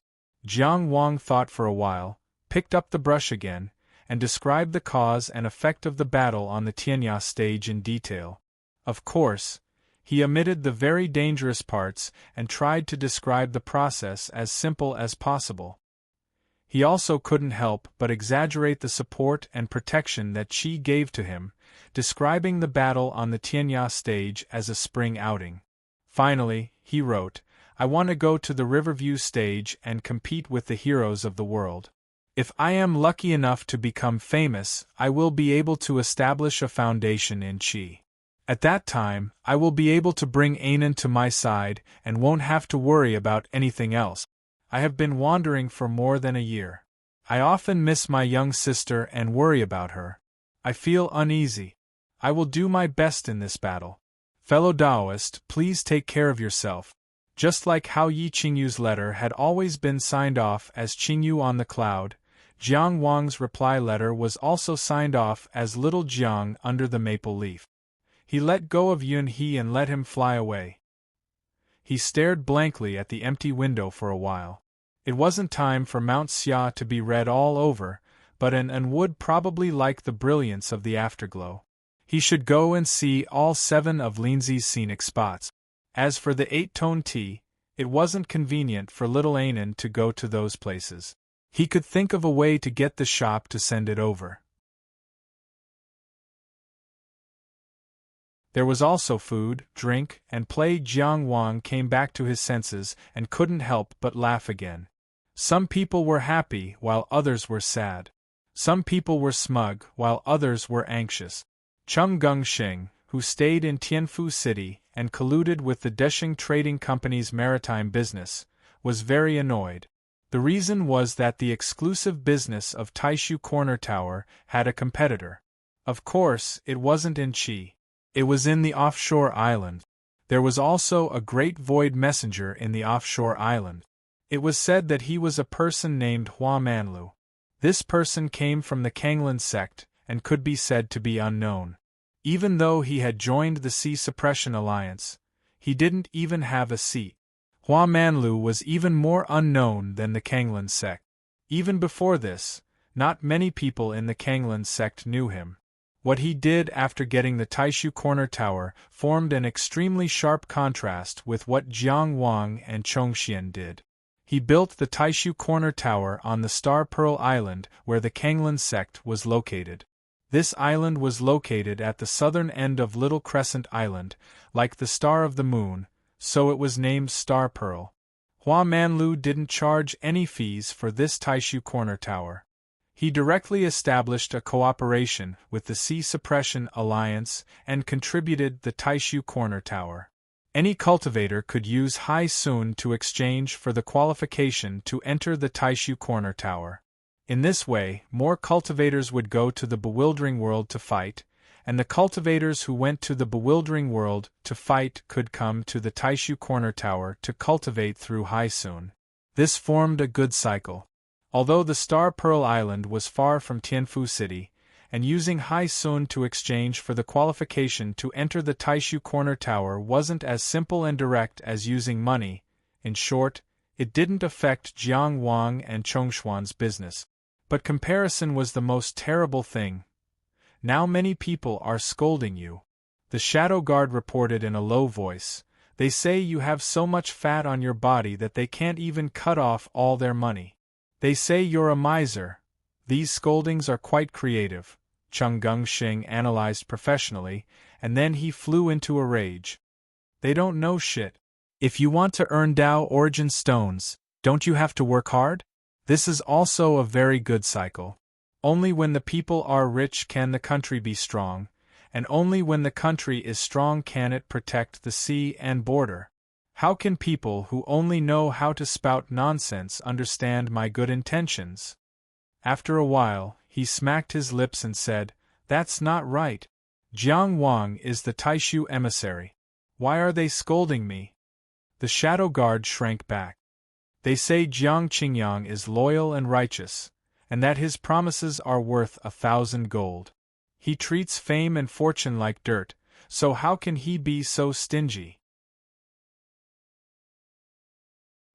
He must have been busy cultivating and was deceived by others, so he entrusted the wrong person to you, a profiteer, to make a fortune out of him.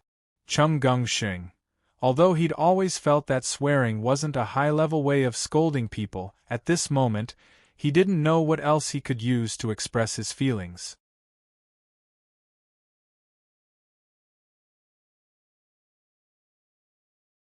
Chapter 10:24. On the 19th day of the 5th lunar month, Jiang Wang personally stood guard outside the Xia Mountain Villa and welcomed a guest who was not very good-looking. There were many ugly people in the world, but Lien Ke was the only ugly person who could be treated so warmly by Jiang Wang. In the past, Lien Ke had to secretly establish contact with Chung Gungxing through Jiang Wang to fight for the position of family head. Both sides had to secretly cooperate and borrow each other's strength. Now that Chung Gungxing was ahead and Jiang Wang was famous in Qi, there was no need to hide their relationship. Being on good terms with Jiang Wang was a very powerful bargaining chip in Lien Ke's hands. The Lien family of Nanyao was the holy land of weaponsmiths and had some friendship with the owners of famous weapons. However, friendship was something that could be consumed. It was not a conventional force. Because Qi's weapons were in Qiyang and Qiyang's weapons were in Nanyao, the Lien family had some connections in the military. Furthermore, Nanyao's weapons were all over the world, so they could be considered to have a lot of money. However, the Lien family did not have any powerful people. This was a hard problem that could not be erased. Yin Guan, who was still at the peak of the outer sect, had once threatened to exterminate the Lien family. From this, one could see the strength of this family. After all, the powerful people that were hired were not as good as the powerful people that were trained by their own family. If they hired powerful people that they could not control, they would have to worry about the turtle dove taking over the magpie's nest. Sometimes, it was easier to invite the devil than to send him away. Lien Ke, Jiang Wang, and Chung Gungxing had all discussed before that the reason why the Lien family could not produce powerful people was because of the life tablet system. How could there be a powerful person in the world who could control their life and death? However, they were not the only smart people who could see this point. The reason why the life tablet system still existed was because it was the foundation of the Lien family's stable continuation. It had already been integrated into the flesh and blood of the Lien family. Every elder and every senior member of the family had vested interests in it. If they wanted to change the life tablet system, they would have to challenge the interests of all the senior members of the Lien family. Cutting off one's path to wealth was like killing one's parent. This was a fundamental contradiction that could not be compromised. Even with Lien Ke's determination and Chung Gungxing's wisdom, they could only plan slowly. The only way was for Lien Ke to absorb and train a group of people who did not rely on the family system and hated the life card system, such as Lien Xiao, to become the new higher-ups. Only when this part of the power grew up could it be possible to complete the blood exchange from the inside to the outside and from the top to the bottom. On the premise that the Lien family was not destroyed, this holy land of weaponsmiths could be reborn. And the premise of not letting people leech off the family system was to be able to open up a new source of income for them and show them a long-term future. This was not something that could be accomplished overnight. The long-term plan that Chung Gungxing had personally helped Lien Ke was only focused on the fight for succession. Of course, Lien Ke already had the absolute upper hand in the fight for the right of inheritance. After all, most of the Lien family's connections were in the military, and the Zhonggenjia's influence on the military affairs hall was one of the best in the entire Qi. With the support of the Zhonggenjia's first successor, it would be difficult for Lien Ke to lose. Even if the current patriarch, Lien Zhuping, did not like him, and there were people like Lien Zhuping who were frowning at him, more and more family elders were expressing their support. At present, it was obvious who could bring more benefits to them. After getting in touch with the Zhonggenjia, the soldiers who used to freeload and take while eating had decreased a lot. Of course, once Lien Ke exposed his idea of abolishing the life card system, the family elders who supported him now would all become his opponent. Here's what you want. As soon as they met, Lien Ke took out a cast iron box and handed it directly to Jiang Wang. He was still as straightforward as ever. Other than hiding his dream of rebuilding the Lien family in the bottom of his heart, he could not hold back most of the time. This iron box was also very ugly. The corners were not even smoothed out, and it was obvious that it was knocked out. It was impossible that someone would use it to hold a gift. Jiang Wang did not mind. He turned around and led Lien Ke into the courtyard while opening the iron box. Inside the cast iron box there were 5 hollow, translucent spikes. These 5 spikes were beautifully made. The raw material came from the special bone spikes that Jiang Wang obtained from killing members of the sea race in the bewildering world. That member of the sea race was not strong, but the bone spikes he left behind were very rare. Jiang Wang looked at them and felt very satisfied. You still know what it means to look good. Yen Fu was a fastidious person. He should not despise them because they did not look good. Lien Ke said in a muffled voice, I don't know much about this type of artifact. I asked an uncle to help me make it.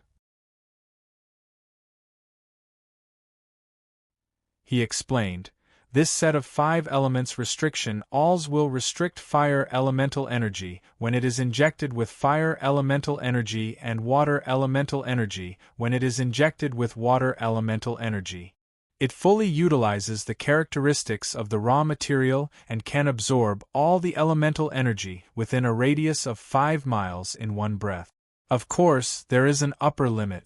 The upper limit depends on the limit of the elemental energy that the alls can absorb. Outside the tower? Jiang Wang asked. Lien Ke nodded. More or less. How much is it worth? Jiang Wang asked again. How does it compare to talismans like the water-forbidding talismans in the outside tower? Lien Ke was an honest person. He said truthfully, the price of talismans is a bit exaggerated now. It's only worth about 300 to 400 pieces. However, according to its true value, it's worth at least 1,000 water-forbidding talismans. Jiang Wang nodded. No matter what, it was already good enough that it could match the value of the box of talismans and not cause Yen Fu to suffer a loss. He played with the alls while praising, your uncle's craftsmanship is really good. The price of hiring him will be increased by 10%. Later, you can ask someone to calculate it directly with the Desheng Trading Company. Desheng Trading Firm was quite rich now, so Jiang Wang's confidence in his words had increased a lot. Lien Ke did not stand on ceremony. Deal. He then looked at the Sauvignon Blanc on Jiang Wang's waist and grinned. You raised it well. As the most talented weaponsmith in the Lien family and the creator of the Sauvignon Blanc, he could naturally see the changes in the sword at a glance. Jiang Wang took it off and handed it to him. Take a look. Lien Ke held it with both hands as if he was holding a child. He cherished it very much. The Sauvignon Blanc did not reject Lien Ke and did not make a sound. This sword was made by him, and he became famous because of it. Naturally, it was fate that brought him here. Great, great. He was grinning from ear to ear. This is the world's most famous sword. Previously, Lien Ke had specially designed a nurturing method for the Sauvignon Blanc. All this time, Jiang Wang had strictly followed that method to nurture the sword without stopping. This was also an important reason why the Sauvignon Blanc could give birth to a sword spirit so quickly. Lien Ke's nurturing method mainly used the divine power seed. Now that Jiang Wang had 3 divine power seeds, he could rotate them endlessly. Naturally, he nurtured the sword better. The man nurtured the sword, and the sword nurtured the man. It's all thanks to your nurturing method. Jiang Wang smiled. You came at the right time today. Coincidentally, a friend of mine in Baya wants to invite me for a drink. Let's go together. No matter how bad Lien Ke was at socializing with people, he knew that Jiang Wang was trying to pull strings for him. It was needless to say how important the relationship with the capital city patrol office was in the Qi department. He had the dream of rebuilding the Lien family, so he could not only focus on weaponsmithing. Okay. A polite smile immediately appeared on Lien Ke's ugly face.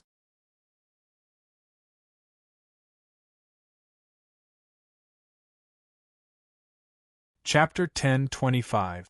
Jing Shangming finally found an opportunity to visit Jiang Wang and treat him to a meal. Jiang Wang mediated the atmosphere and introduced Jing Shangming and Lien Ke to each other. After the meal, all the guests were happy. Jing Shangming wanted to make friends with Jiang Wang, so he was very friendly to his old friend. Lien Ke also needed to build his influence and confirm his identity as the young master of the Lien family. Of course, how they could get along would depend on their future cooperation. On the 20th of May, the list of candidates for the Yellow River meeting was submitted to the emperor. There was no need to keep it a secret, so the list was already known in the afternoon. The 3 candidates for the Inner Mansion realm were Jiang Wang, the young master of the Lei family, Lei Zhanqian, and the deputy general of the Lightning Prison Army, Cui Ju. The 3 candidates for the Outer Mansion realm were Bao Buozhao, the eldest son of Count Shuafeng, Xie Baoshu, the nephew of Xie Huaiyan, and Chao Yu, the general of the Winter Silence Army. Bai Ji, Mo Lianqing, and Biwu, Yang Jing, were not qualified to be on the list. As for the unrestricted finals for those under 30 years old, the Political Affairs Hall only submitted one name, Ji Zhaonan. He had no position, no nobility, and was not famous because he rarely appeared in the country. He only had one identity, the second disciple of the military god. The military god of Deqi, Jiang Mingxiong, had 3 disciples. His first disciple, Chen Ziqing, inherited his military strategy. His last disciple, Wang Yiwu, inherited his bravery. The former was known as the military advisor of the 9 soldiers. He had trained in each of the 9 soldiers of Deqi, and all the proud soldiers were convinced by him. The latter fought for the first place in every realm. Both of them were very famous. Only the second disciple, Ji Zhaonan, was rarely known. However, since the Political Affairs Hall only submitted one name, it was impossible that the Political Affairs Hall was so arrogant that they did not give the Qi Emperor a chance to choose. It was because everyone in the Political Affairs Hall, from the State Minister to the 9 ministers of Deqi, recognized him as the first cultivator under 30 years old in Deqi. He was an indisputable candidate. Only then did they dare to send him to the Qi Emperor alone. One could imagine how powerful Ji Zhaonan was from this point alone. Just how much attention was paid to the Yellow River meeting. On Qi's side, Emperor Qi had yet to decide on the final candidate. The Political Affairs Hall had only sent over a list of candidates. The people on the list had already become very popular. Ever since this list of names was sent out, the number of people who came to visit the Xia Mountain Villa almost broke the doorway. Jiang Wang had no choice but to announce his closed-door training early to avoid offending too many people. At the same time, he sent an urgent message to Cheng Gungxing in the Great Illusionary Land, asking him to come back and deal with these social matters. After all, some of the visitors were closely related to the development of the Dishing Trading Company. It wouldn't be nice to just go into seclusion and not see them. Cheng Gungxing was filled with resentment. New and old grudges welled up in his heart. He ridiculed Jiang Wang with dozens of paper cranes. In the end, he put down his business in Tianfu City and returned to Linzi. Of course, Jiang Wang did not open any of the fat paper cranes in the Great Illusionary Land. It was easy to guess that it wouldn't be anything good. If there really was something important, the fatty would meet him in the galaxy space.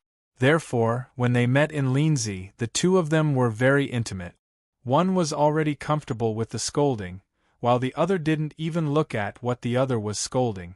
After the well-versed Chongxian Fat returned to Linzi, the world immediately became peaceful. What was an incomparably troublesome matter for Jiang Wang was nothing to Cheng Gungxing. Over the next few days, the guests from all over the world were served very comfortably. Of course, he couldn't help but chatter endlessly in Jiang Wang's ear. He said things like, "I'm the noble son of the Chongxian clan, the future Marquis Baoang, but I have to guard the door for you." Jiang Wang suddenly remembered something and interrupted. "That's right, before I went to the Chongxian clan's territory, Bao Zhongqing sent a subordinate to find me. I don't know what it was about, but you said to be wary of this person, so I ignored him." "He sent a subordinate to find you?" Cheng Gungxing asked. "Yes, that overturning the sea hand. At that time, he didn't pay attention to it, but there was no follow-up on this matter, which really puzzled him. He didn't know why the other party contacted him, but it didn't seem sincere. He didn't think that he could have anything to do with Bao Zhongqing. The Zhonggenjia and the Bao clan were political enemies. He and Cheng Gungxing were famous for advancing and retreating together. Cheng Gungxing seemed to have understood. He shook his head and said, "Pockmarked Bao didn't mean to be rude, he's not bad at all. It's just that he couldn't find you in person." "Why do you say that?" Jiang Wang asked. "Why do you think he's looking for you?" Cheng Gungxing said with a smile, "The answer should be at the Yellow River meeting." Jiang Wang frowned. "I'm getting more and more confused." "You're so stupid." Cheng Gungxing humiliated him mercilessly. "No wonder people say that you're deceived. You're really easy to deceive." Jiang Wang was even more confused.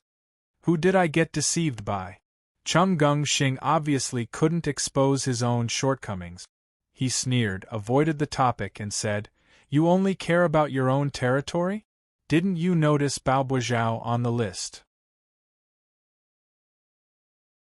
At that time, pockmarked Bao didn't want to find you, he wanted to find Yan Fu through you. The fat man only heard a few words, but he seemed to be more in touch with the situation than Jiang Wang. He wanted to use Yan Fu's relationship to stop Bao Buozhao from being on the list. If he visited you in person, his purpose would be too obvious, so he could only ask his subordinate to invite you. Also, he couldn't say it out loud. After all, it wouldn't be good if he stopped his brother from becoming famous. "I think you're cold?" "A little." Jiang Wang touched his nose. He had to admit that this fat man was really smart. Cheng Gungxing laughed again. "If you went to see him at that time, you would have been able to get a lot of benefits. However, you can't count on Yan Fu for the quota for the Yellow River meeting." "Why?" Compared to Cheng Gungxing, Jiang Wang felt that he wasn't very smart. He couldn't understand this, and he couldn't understand that. Cheng Gungxing asked, "Do you know why pockmarked Bao didn't look for you after that?" How would I know if you don't tell me? Jiang Wang was angry. Ha ha ha ha. Chung Gongxing was finally happy and he laughed. No matter how influential the Yen family is in the political hall, they can only get one quota for the Yellow River meeting. It's not that they can't do more, but that they can't do more. The Yen family is meddling in the affairs of the country. What are you trying to do? Yen Fu is a clear-headed person. He won't do anything stupid. Jiang Wang suddenly understood. Yen Fu helped me get on the list, so he can't push Bao Buzhao down. And vice versa? Sigh. Chung Gongxing leaned back lazily. Look, even a pig like pockmarked Bao could see it clearly, but you… TSK. Isn't it normal for people like us who are clean and honest to not see through these schemes? Jiang Wang retorted angrily. Chung Gongxing laughed loudly. This is the first time I've heard someone describe stupidity in such a refreshing way. It's not difficult for people with a little brain to understand, ha ha ha. As for why Bao Buzhao wanted to get on the list, and why Bao Zhongqing tried to stop him, it was obvious from the number of people who came to visit Jiang Wang. Regardless of whether they could go to the meeting of the Yellow River or not, as long as they were on the list, they would be among the top 3 in the state of Qi, as recommended by the Political Affairs Hall. It was very significant. However, the analysis was very reasonable. Jiang Wang wouldn't let them ridicule him again and again. He turned to look at Jiang Shihu with a gentle smile. Miss Jiang Shihu, could you please leave for a moment? I think I need to talk to Chongxian Fat alone. Chung Gongxing snorted. How could Jiang Shihu? Oh, Jiang Shihu? Looking at Jiang Shihu, who was determined to leave, he quickly got up. Jiang Shihu, wait, first. Jiang Wang pushed him back into the chair and stopped him from saying, Don't go. They had a good chat that day. At least Jiang Wang was happy.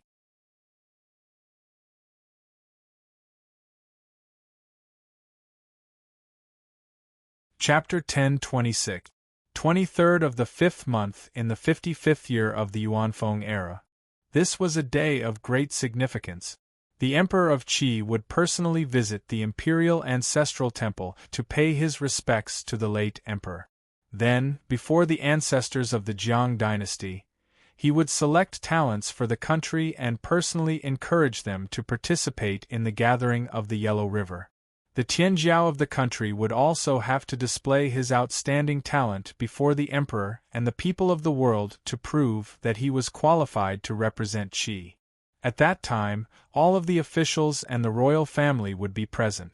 The elders above 100 years old in Linzi City, and the 99 families randomly selected by the imperial clan court would be present to observe the event. It was called the Ceremony of the Grandmaster. The ceremony of the Grandmaster was meant to be used by everyone.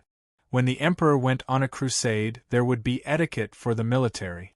This was especially so when the emperor personally went on a crusade. In other words, the entire Qi treated the gathering of the Yellow River as a war. They treated it as a war of nations. Everything that happened during the ceremony would be recorded by the historians. The results of the ceremony of the Grandmaster, such as the selection of the inner sanctum and the victory of the outer sanctum, would be announced to the entire Linzi city. This would prove that this was indeed the Tianjiao that the entire Qi recognized. They could really represent Qi and compete with the heroes of the world. It was only at this moment that Jiang Wang realized that the gathering of the Yellow River was more important than he had imagined. It wasn't just the title of the number 1 Tianjiao in the world. That was right. That was why Zhuo Guangshu said that the number 1 Qi and the number 1 Chu were not the number 1. Only the number 1 in the gathering of the Yellow River was the true number 1 in the world. There must be something worthy of being the number 1 in the world in the gathering of the Yellow River. That was why the Tianjiao of the other countries were willing to go all out. That was why the title of number 1 in the world was so convincing. Since Jiang Wang was the one who took the initiative to participate in the gathering of the Yellow River, Chung Gongxing and Yen Fu thought that he knew the meaning of the gathering of the Yellow River, so they didn't explain it to him. So far, Jiang Wang's understanding of the gathering of the Yellow River was limited to the number one in the world and the division of territory. He didn't even know how the division of territory was done. However, it wasn't a big deal. No matter what they fought for, no matter how important the Yellow River Conference was, Jiang Wang had already decided to participate, so he would not back down. The more important, the better. The more important it was, the more things they could fight for. The more important it was, the more it was worth it. As the Tianjiao of the inner mansion, Jiang Wang left with Cheng Gungxing in a palanquin before dawn. With Cheng Gungxing's family background, he was naturally a member of the audience, and he even brought 14 with him. Fortunately, the sedan bearers were all transcendent cultivators.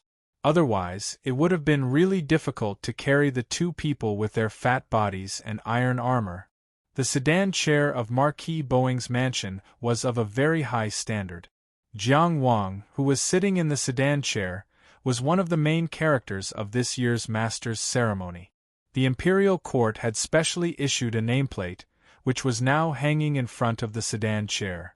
The palanquin was carried all the way to the imperial ancestral temple. This year's Master's ceremony would begin in the square in front of the imperial ancestral temple. She was very popular with martial artists. In history, when they conquered countries, they had the tradition of holding prisoners or offering their heads in front of the imperial ancestral temple. It was not against the rules to hold the Master's ceremony in front of the imperial ancestral temple. Nay, Jiang Wang's palanquin had not yet stopped. Jiang Wang was still resting with his eyes closed. Suddenly, a horse neighed. The horse's hooves stomped on the ground like a drum, and it only stopped abruptly when it reached the front of the palanquin. Good heavens, who was this? Riding a horse near the imperial ancestral temple? Although they had not reached the imperial ancestral temple, it was not disrespectful. But this was a little too arrogant. Jiang Wang was still analyzing the sound. Then, he heard the person ask, "Are you Jiang Wang?" It was not very fierce. The nameplate was hanging outside the palanquin, and there was no way to hide. Jiang Wang was sitting on the left side of the palanquin. Although it was quite a big palanquin, it was still squeezed to the side by Chongxian Fat and the heavy armor 14. When he heard this sound, he lifted half of the palanquin curtain and looked outside. What he saw was a young man who could be considered handsome but was unusually high profile. He saw that this person was wearing a magnificent brocade robe and was riding a tall horse. The horse was tied with colored balls and fluttering red silk. He simply looked like a bridegroom. There was a nameplate hanging on the horse's neck, indicating that it was one of the main characters today. However, it just so happened that the nameplate was turned inside, so the name on the front could not be seen. He looked like a son of a military family, but Jiang Wang guessed that he might be from a family of civil officials. Speaking of which, there was a very interesting phenomenon that Jiang Wang himself concluded. Nowadays, the young masters in Linzi City, generally speaking, were from families of civil officials. They liked to ride horses to show off their masculinity. Those from families of generals liked to ride palanquins to show off their elegance. In short, all of them wanted to rely on being well-versed in civil and military affairs. Of course, Cheng Gungxing's reason for riding the palanquin had nothing to do with this. He just wanted to be comfortable. "You are?" Jiang Wang asked politely. "Heh," the newcomer sneered. "Let me teach you a lesson. Gilded gold is not real gold. If you cheat, you will inevitably make a fool of yourself." Jiang Wang was speechless. This was inexplicable. Jiang Wang looked back at Cheng Gungxing and asked with his eyes, "What's wrong with this person?" Cheng Gungxing didn't waste time talking nonsense. He directly squeezed forward, pulled open the other side of the palanquin curtain, stuck his head out and roared, "Get lost!" Chongxian Fat's roar was really too loud. It was like a sudden clap of thunder, rolling out in waves. It was as if thousands of troops and horses were going to kill his mother. It scared the horse that provoked this person so much that it trembled. Fortunately, this horse's bloodline was extraordinary. In the end, it didn't embarrass itself further. Jiang Wang noticed that many people in the vicinity were looking over in surprise. One had to know that those who could come to the Imperial Ancestral Temple today, other than the lucky commoners and the elderly, were all either rich or noble. There weren't many things that could make them lose their composure. Cursing in the streets near the Imperial Ancestral Temple, was this person crazy because he wanted to be in the history books? Those people who were either openly or covertly gathering their gazes made the person who blocked the palanquin very uneasy. He obviously didn't expect Chung Gungsheng to be in the palanquin as well. He also didn't expect Chung Gungsheng to roar angrily at the slightest disagreement. If this really happened, how would it end? This place wasn't far from the Imperial Ancestral Temple. His face turned green and white. In the end, he couldn't argue with Chung Gungsheng. He said fiercely, "Jiang Qingyang, you better go to the Yellow River meeting. I'll give you good guidance on the way." He turned around and rode his horse away. Jiang Wang was speechless for a while. Even someone as cultured as him wanted to curse out loud. "You provoked me for no reason, but I didn't say a word. The person who scolded you was Chongxian Fat. It's fine if you don't look for him, but you said something fierce before you left, and you even said it to me. Do I, Jiang Qingyang, have the words, 'easy to bully' written on my face?" Judging from his tone, he should be a participant of the other two matches. In the outer tower and the unrestricted field under 30, Jiang Wang only knew Bao Buozhao. There was a conflict. Could this be Ji Zhaonan, the second disciple of the god of war? Why does he look like a stupid roe deer? No, it shouldn't be. If Chi's number one person under 30 was so careless, then everyone shouldn't go and embarrass themselves. Jiang Wang sat back in the palanquin and cast a questioning look at Chung Gungsheng. "Who did you offend this time? Why are you looking at me?" Compared to Jiang Wang's ignorance, Chung Gungsheng naturally knew what was going on. He only curled his lip. "Go complain to your family."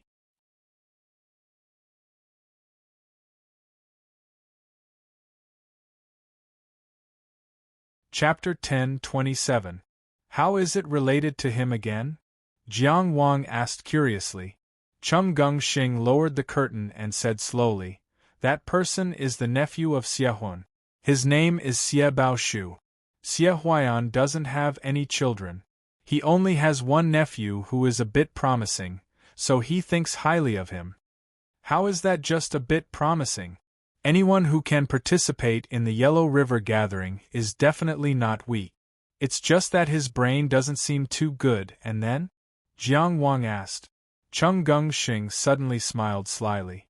"Don't you think that the name Xie Baoshu matches a certain name?" This was especially meaningful. Matches a certain name? Xie Baoshu. Jiang Wang's mind raced, and he suddenly thought of a name. Wendinglan? Chung Gungsheng laughed. Xie Baoshu thinks so too. Jiang Wang finally figured it out.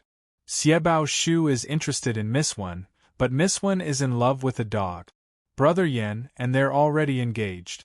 Xie Baoshu's love turned into hate, and he's taking it out on me?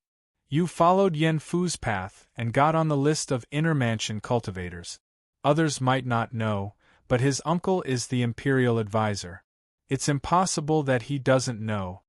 Chung Gungsheng gloated. If he doesn't find trouble with you, who else can he find trouble with? If this matter was simply understood as a matter of jealousy, then one would be looking down on the Xie family's upbringing. Did Xie Baoshu really think that Jiang Wang was just a facade, and that he got on the list by pulling strings? Of course not.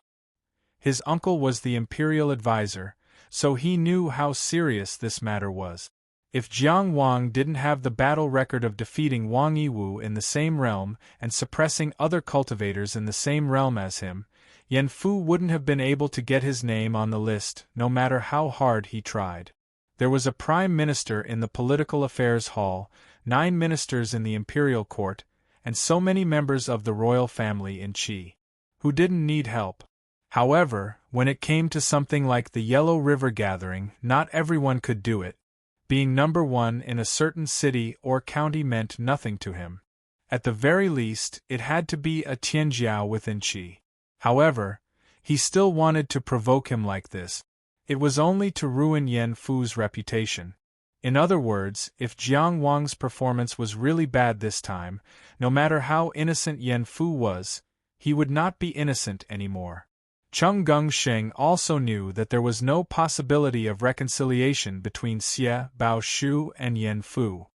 He couldn't ask Jiang Wang to cut ties with Yan Fu, or ask Yan Fu to break off the engagement, right? Therefore, he didn't give Xie Baoshu a chance to show off. He lifted the curtain and shed all pretense of cordiality. Xie Baoshu could either leave with his tail between his legs, or make a fuss and let the big shots judge. At that time, it wouldn't look good for anyone. Anyway, Cheng Gongsheng was used to being shameless. He didn't need to participate in the Yellow River Gathering, so it didn't matter. However, Xie Baoshu might not be able to do it. The final result was not out of his expectations. Xie Baoshu came with his head held high and left with his eyes lowered. These calculations were all in his heart, but Jiang Wang could naturally figure it out with just a slight hint. Interesting. He chuckled softly and didn't say anything else. It was difficult for him to win against an outer sect cultivator who could get on the Yellow River Gathering list with his inner mansion cultivation. However, there was still a long way to go. He might as well think about it later. After all, he had to give Brother Baoshu, who loved to ride a horse, a chance to teach. Xie Baoshu, who was shocked by the scolding, became angrier and angrier after he left. Xie Baoshu was so extraordinary. Where did he fall short? In terms of family background, he was the nephew of the Minister of Imperial Affairs. His uncle, Xie Huaiyan, had no son, so he was the young master of the Xie family. In terms of appearance, he was a man of striking appearance, handsome and confident. In terms of cultivation, he was an outer sect cultivator who was qualified to participate in the Yellow River Gathering. He was one of the top figures in Qi. Besides, Xie Baoshu and Tinglan were a match made in heaven. Even if these two names were put in front of Yu Beidu, he wouldn't be able to calculate the word no, right? In the end, when Yen Yu chose Yan Fu, what was so great about the Yen family? Didn't they just have some stinky money? As far as the eye could see, no one was outstanding. It was all because of the previous prime minister, of course. The previous prime minister was quite amazing. But wasn't he the previous prime minister? The current prime minister's surname was Jiang. Xie Baoshu had enough reason to be dissatisfied with Yan Fu. He spared no effort to attack Yan Fu. Today, when he saw the nameplate on the sedan chair, he knew that it was the Jiang Wang that Yan Fu had specially sent the invitation card. He thought for a moment and pulled the reins to come over. He only wanted to attack Jiang Wang and frustrate him. It would be best if he could make him lose points. He didn't expect the Zhonggenjia to be such a fatty. How despicable! You even rode in the same sedan chair as Jiang Wang when he was the main character. Those with the surname Chongxian were indeed ba. Xie Baoshu spat fiercely and rode his horse away. The small conflict that happened near the Imperial Ancestral Temple didn't cause much of a stir. Naturally, many people noticed it, but they pretended not to see it. It was because both sides had different identities. They couldn't afford to offend them. One side was from the Minister of Imperial Affairs, Xie Huaiyan's Xie family. The other side was even more ruthless. They were from the top family, Zhonggenjia. It was needless to say how good Xie Huaiyan was to Xie Baoshu. Xiong too was a very protective person. For his nephew, Cheng Gongsheng, he even dared to draw his sword against the army god. People below the level of Dongjin had to weigh their own weight before looking for trouble. They had to see how many swords they could take. Of course, the most important thing was that on this day, no matter what happened, they had to make concessions for the ceremony of the Great Master. The 99 lucky households, men, women, old and young, all brought their families and stood in their own seat. They stood on the platform that was temporarily built on the left side. They were the pure audience. They stood higher than the civil and military officials. It was a rare moment in their lives. Of course, it was said that they would be randomly chosen from the people who signed up. They had to be people whose ancestors had been pure for generations. They had already been taught etiquette. In this kind of situation, there was no possibility of trouble. If anything happened, Zheng Shi's position as the Northern Yamen's commandant would be over. The civil and military officials participating in the ceremony of the Great Master had all arrived at the square at this time. They stood in line according to their official rank. Only those old people who had no cultivation base and were over 100 years old each had a soft chair. They sat comfortably on the stairs to the left, in front of the 99 families. They were in the most spacious seats, enjoying the best view, and they were also served by a personal attendant. It was an auspicious thing to be able to enjoy a long life without cultivation. Even on normal days, the imperial court had to send rice and cloth 3 to 5 days. If one counted carefully, there were only 15 soft chairs. It wasn't that there were only these 100-year-old people in Linzi City. Of course, every family had been notified. However, there weren't many people of this age who could move. In the end, there were only 15 people present. At this time, Jiang Wang had been led to a side hall to wait. As one of the main characters today, he was waiting for the ceremony of the Great Master to begin. The guard who led him here didn't say anything, so he didn't say anything. This should be the side hall where the generations of meritorious officials and generals accompanied the deceased. He couldn't enter, so he didn't know who was worshipping in this side hall. He didn't see anyone else competing for a spot. They should be scattered in different places, in short. The ceremony of the Great Master hadn't started yet, but it was already very solemn.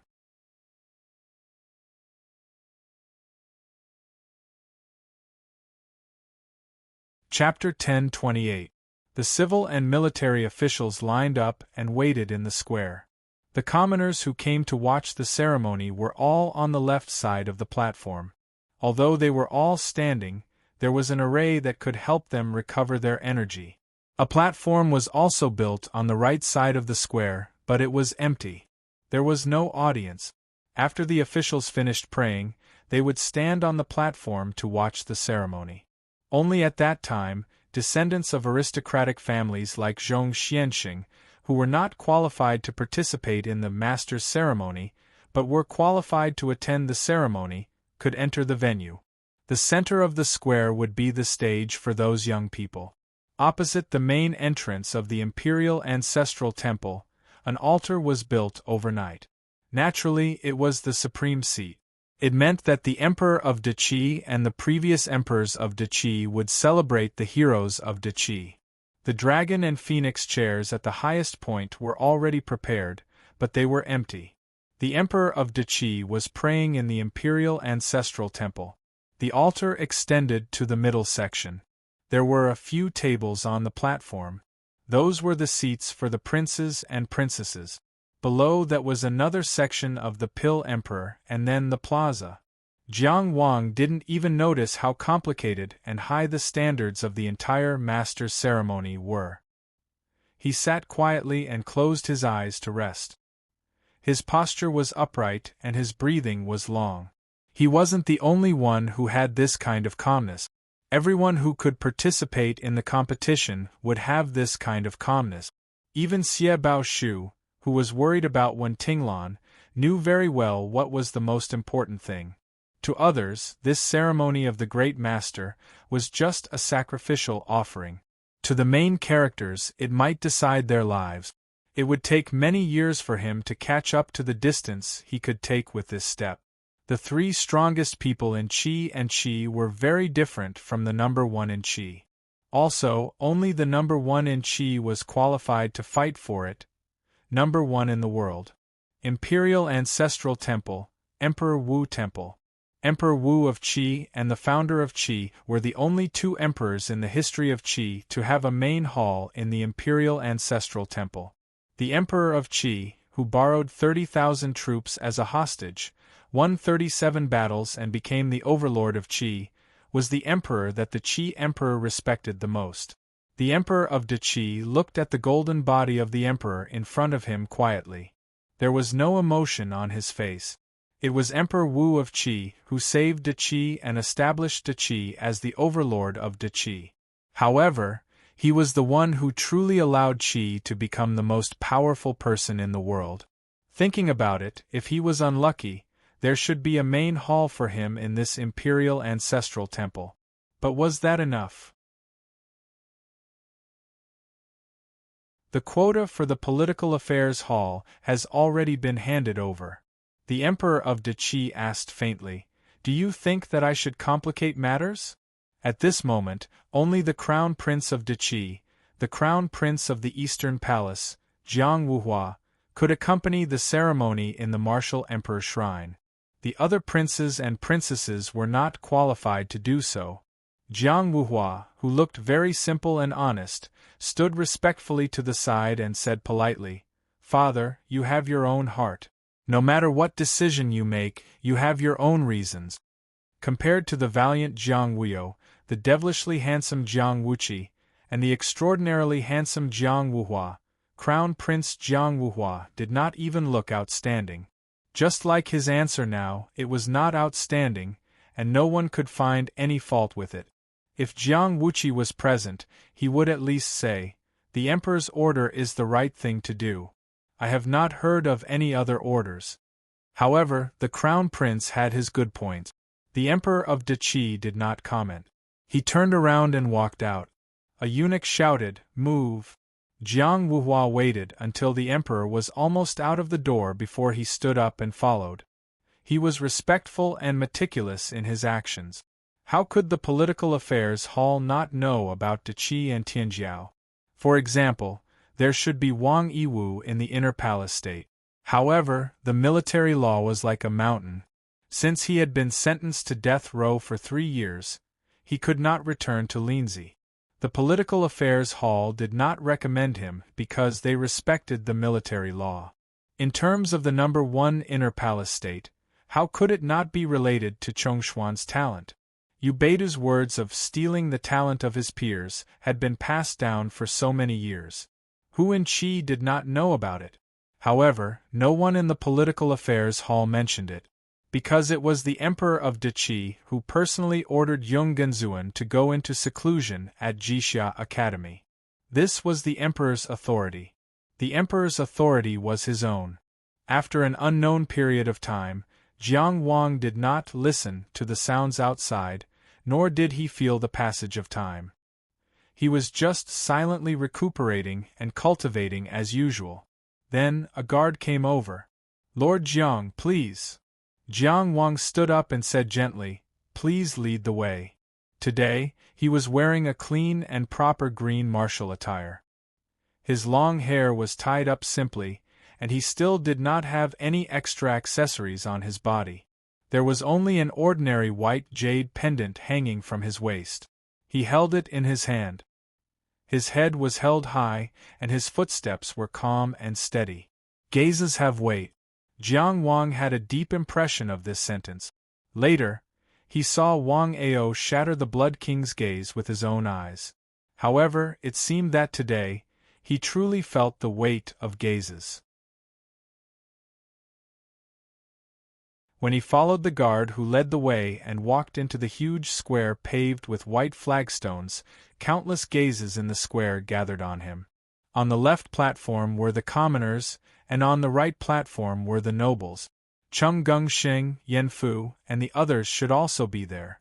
Jiang Wang did not look carefully. The Emperor of Qi must be sitting at the highest point above the Pill Emperor, and he could not look up at this time. Thinking about it, Huaying Palace Master Jiang Wuyo should also be in that direction. Innumerable gazes and pressure were innumerable. On the Tianya stage, he had been the center of attention, but at that time, he was not in the mood to care.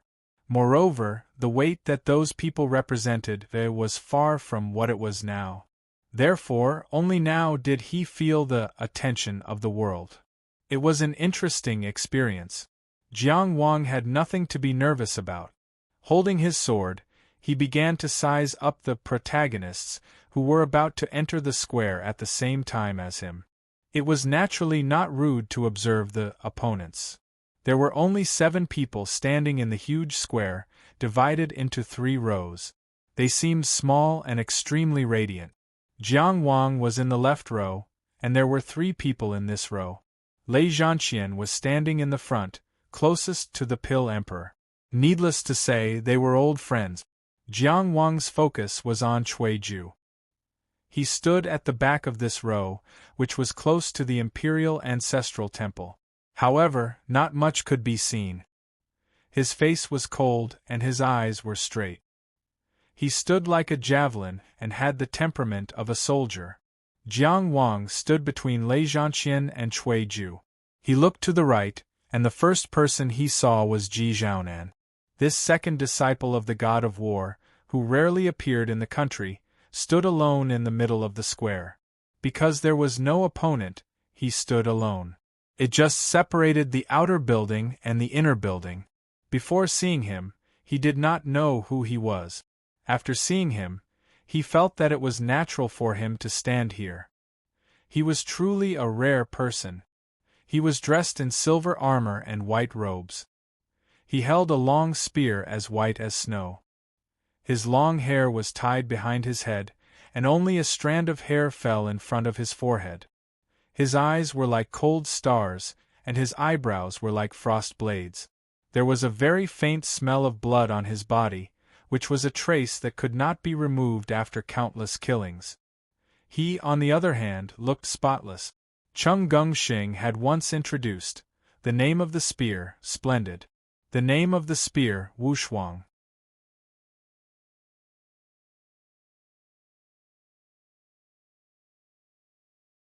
Chapter 1029. His intuition told him that this was a cold-hearted person. But when Jiang Wang looked over, the person turned around and smiled brightly. He didn't seem to be the kind of person who kept people away. Jiang Wang smiled and nodded in greeting. To Ji Zhaonan's right stood the 3 people competing for the outer tower's spot. From front to back, they were Bao Buzhao, Xiebao Shu, and Chao Yu. Jiang Wang was familiar with Bao Buzhao. He was much more handsome than his brother Bao Zhongqing. Xiebao Shu had just met him. It was better not to mention him. Chao Yu, who was from the Winter Solitude Army, was a woman. Jiang Wang didn't expect this because her name didn't sound feminine at all. Her medium-length hair was tied into a braid and hung straight behind her head. Her face was a little neutral. Above her sat the Emperor and Empress of Deqi. The Wind Throne was slightly lower than the Dragon Throne. Further down were a few steps. These were the seats for the princes and princesses. There weren't many princes and princesses who could attend this kind of occasion.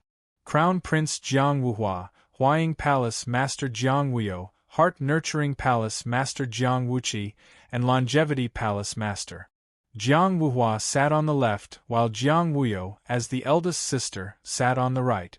Behind them sat Jiang Wuxie and Jiang Wuqi. Jiang Wuhua was wearing the Crown Prince's uniform and sat upright. Jiang Wuyo was wearing a frost-colored martial attire. She tilted her head and looked at the people in the square. Jiang Wuxie was casually draped in a brocade robe. She was the most relaxed of them all. A smile hung on the corner of her mouth. From time to time, she would pick up a snow grain fruit from the fruit plate in front of her. It was a fruit the size of a grape. If it weren't for the fact that they were in front of the Emperor and couldn't be too unrestrained, there would be a beauty massaging his shoulders and legs. Jiang Wuqi was wearing a white fox fur coat. Her pale face was smiling, and her sitting posture was very proper. Except for Jiang Wuhua, The other 3 palace masters did not wear the ceremonial robes. Compared to the crown prince's ceremonial robes, their palace masters' ceremonial robes were undoubtedly a level lower. They were worn as if they were reminding others. They were all intentionally downplaying this gap. It was hard to say if Jiang Wuhua was deliberately increasing the gap between them. In any case, he had always dressed according to the occasion, so there would be no mistakes. It was reasonable for him to wear the crown prince's uniform at the master's ceremony. The time was not up yet. The officials of the Ministry of Rites were sprinkling clear water on the square. This was to wash away the dirt and remove the hidden dangers to ensure the fairness of the martial arts competition. Emperor De Qi suddenly said, "Wu Qi, come over here and talk." Jiang Wuhua smiled. Jiang Wuyo was still looking at the Tianjiao in the square, while Jiang Wuxie continued to eat the snow-striped fruit. None of them seemed to have heard the sound. Jiang Wuqi stood up and left his seat. He walked up a few steps unhurriedly to De Qi's dragon throne and bowed. "Father." He then bowed to Daqi Empress's Mother. Emperor De Qi had 9 daughters and 17 sons. Other than Crown Prince Jiang Wuhua, there were 3 others who were seen as qualified to be the next crown prince. However, only Jiang Wuqi was called over to talk to him at this moment. It was obvious that he doted on him. Empress, he smiled and nodded in response. Other than the eunuchs and palace maids, the people sitting on the throne were all members of the imperial family. Emperor De Qi was also very casual. "Let me ask you." Holding the master's ceremony in front of the imperial ancestral temple and deciding to leave the country of Tianjiao is a gathering of the strong. Why did you invite these old people who can't even stand properly and these 99 ordinary people who have no cultivation? Cough, cough. Jiang Wuqi stopped coughing and smiled calmly. Most people in this world are ordinary when they are born. Before they become gods, everyone will grow old one day. Father, the people you invited are the beginning and the end. No matter where we go or where we stand, we should remember the path we came from and the path we will take. This is the case for people and the country. Emperor De Qi was obviously very satisfied with this answer. He even reached out and gently stroked his back. "Are you all right?" Jiang Wuqi replied softly, "I'm fine." Emperor De Qi ordered again, "Bring a chair over and let little 11 sit down. He can't stand being tired." The red-robed eunuch Han Ling personally brought over a chair cushioned with cloud velvet and placed it in front of the dragon throne. Jiang Wuqi sat down with his hands on his knees. "Empress," he said from the side, "I have a top-quality wandering dragon ginseng in my palace. It might be good for you. I'll have someone send it to the Longevity Palace later." Jiang Wuqi didn't refuse. He stood up and bowed respectfully. "Aken thanks Mother for her concern." Empress, he smiled slightly and didn't say anything else. When Jiang Wuqi sat down again, Emperor De Qi suddenly raised his voice with a mischievous smile. "Hey, what are you looking at, Wuyo?" The Emperor's grace was as vast as the sea. He rarely showed his emotions. Only this mischievous smile at this moment seemed to have temporarily pulled him down from the supreme throne, giving him a bit of the reality of the role of a father. Jiang Wuyo turned around and smiled generously. "Look at me, De Qi Tianjiao, father." Emperor De Qi raised his chin slightly to make himself look more serious. "What do you think of my question just now?" Jiang Wuyo thought for a moment and said, "Which is the foundation of a country with billions of people and millions of cultivators? Make a country like a tall building. The cultivators build it up and the people build it up. Without height, it's not enough to look down on the world. Without thickness, it's not enough to go through time." She wanted to use a tower as an example, but when the words reached her mouth, she changed it to a building. Therefore, Aken thinks that the people are the foundation of a country, and the cultivators are the backbone of a country. Neither of them can be missing. That's why I, De Qi, Set up the criminal law and set up the blue metal to arrest and kill those who break the law. Let the people enjoy their work, and let the cultivators flourish. This is the merit of a virtuous rule.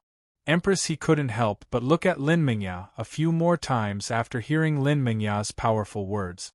Emperor De Qi smiled. You're my tiger daughter. He then looked at Jiang Wuxia, who was still eating the snow-patterned fruit. Is it delicious? It's lacking some water. Jiang Wuxia smiled. Father, you don't have to ask. Ken will answer it himself. Perhaps it was because of his nature, but he was the most relaxed and carefree among all the princes and princesses. He said with a smile, since historical records, the source of vitality is the qi of life. Without the nourishment of the qi of life, the world cannot produce vitality. In the modern world, the qi of life is the human aura. If the human aura is insufficient, the vitality is insufficient. With the system of a country, the human aura is the source of the official aura. This is the basis of the competition between countries and kidnapping people. He picked up the last snow-patterned fruit and threw it into his mouth. That's why we should put people first. Emperor De Qi didn't comment on whether it was good or bad. He only pointed at him and said, "Prepare another plate of fruits for this guy. It needs to be filled with water." A palace maid came over with a jade plate. The emperor finally looked at Jiang Wuhua and asked faintly, "What do you think, Crown Prince?" Jiang Wuhua stood up and bowed respectfully. Then he said, "My royal brothers and sisters have spoken very well. I have nothing to add." He smiled shyly. "I'm very happy. You're tuning in to the Phoenix Knights YouTube channel. Don't forget to subscribe and join us on this journey to catch the most captivating stories.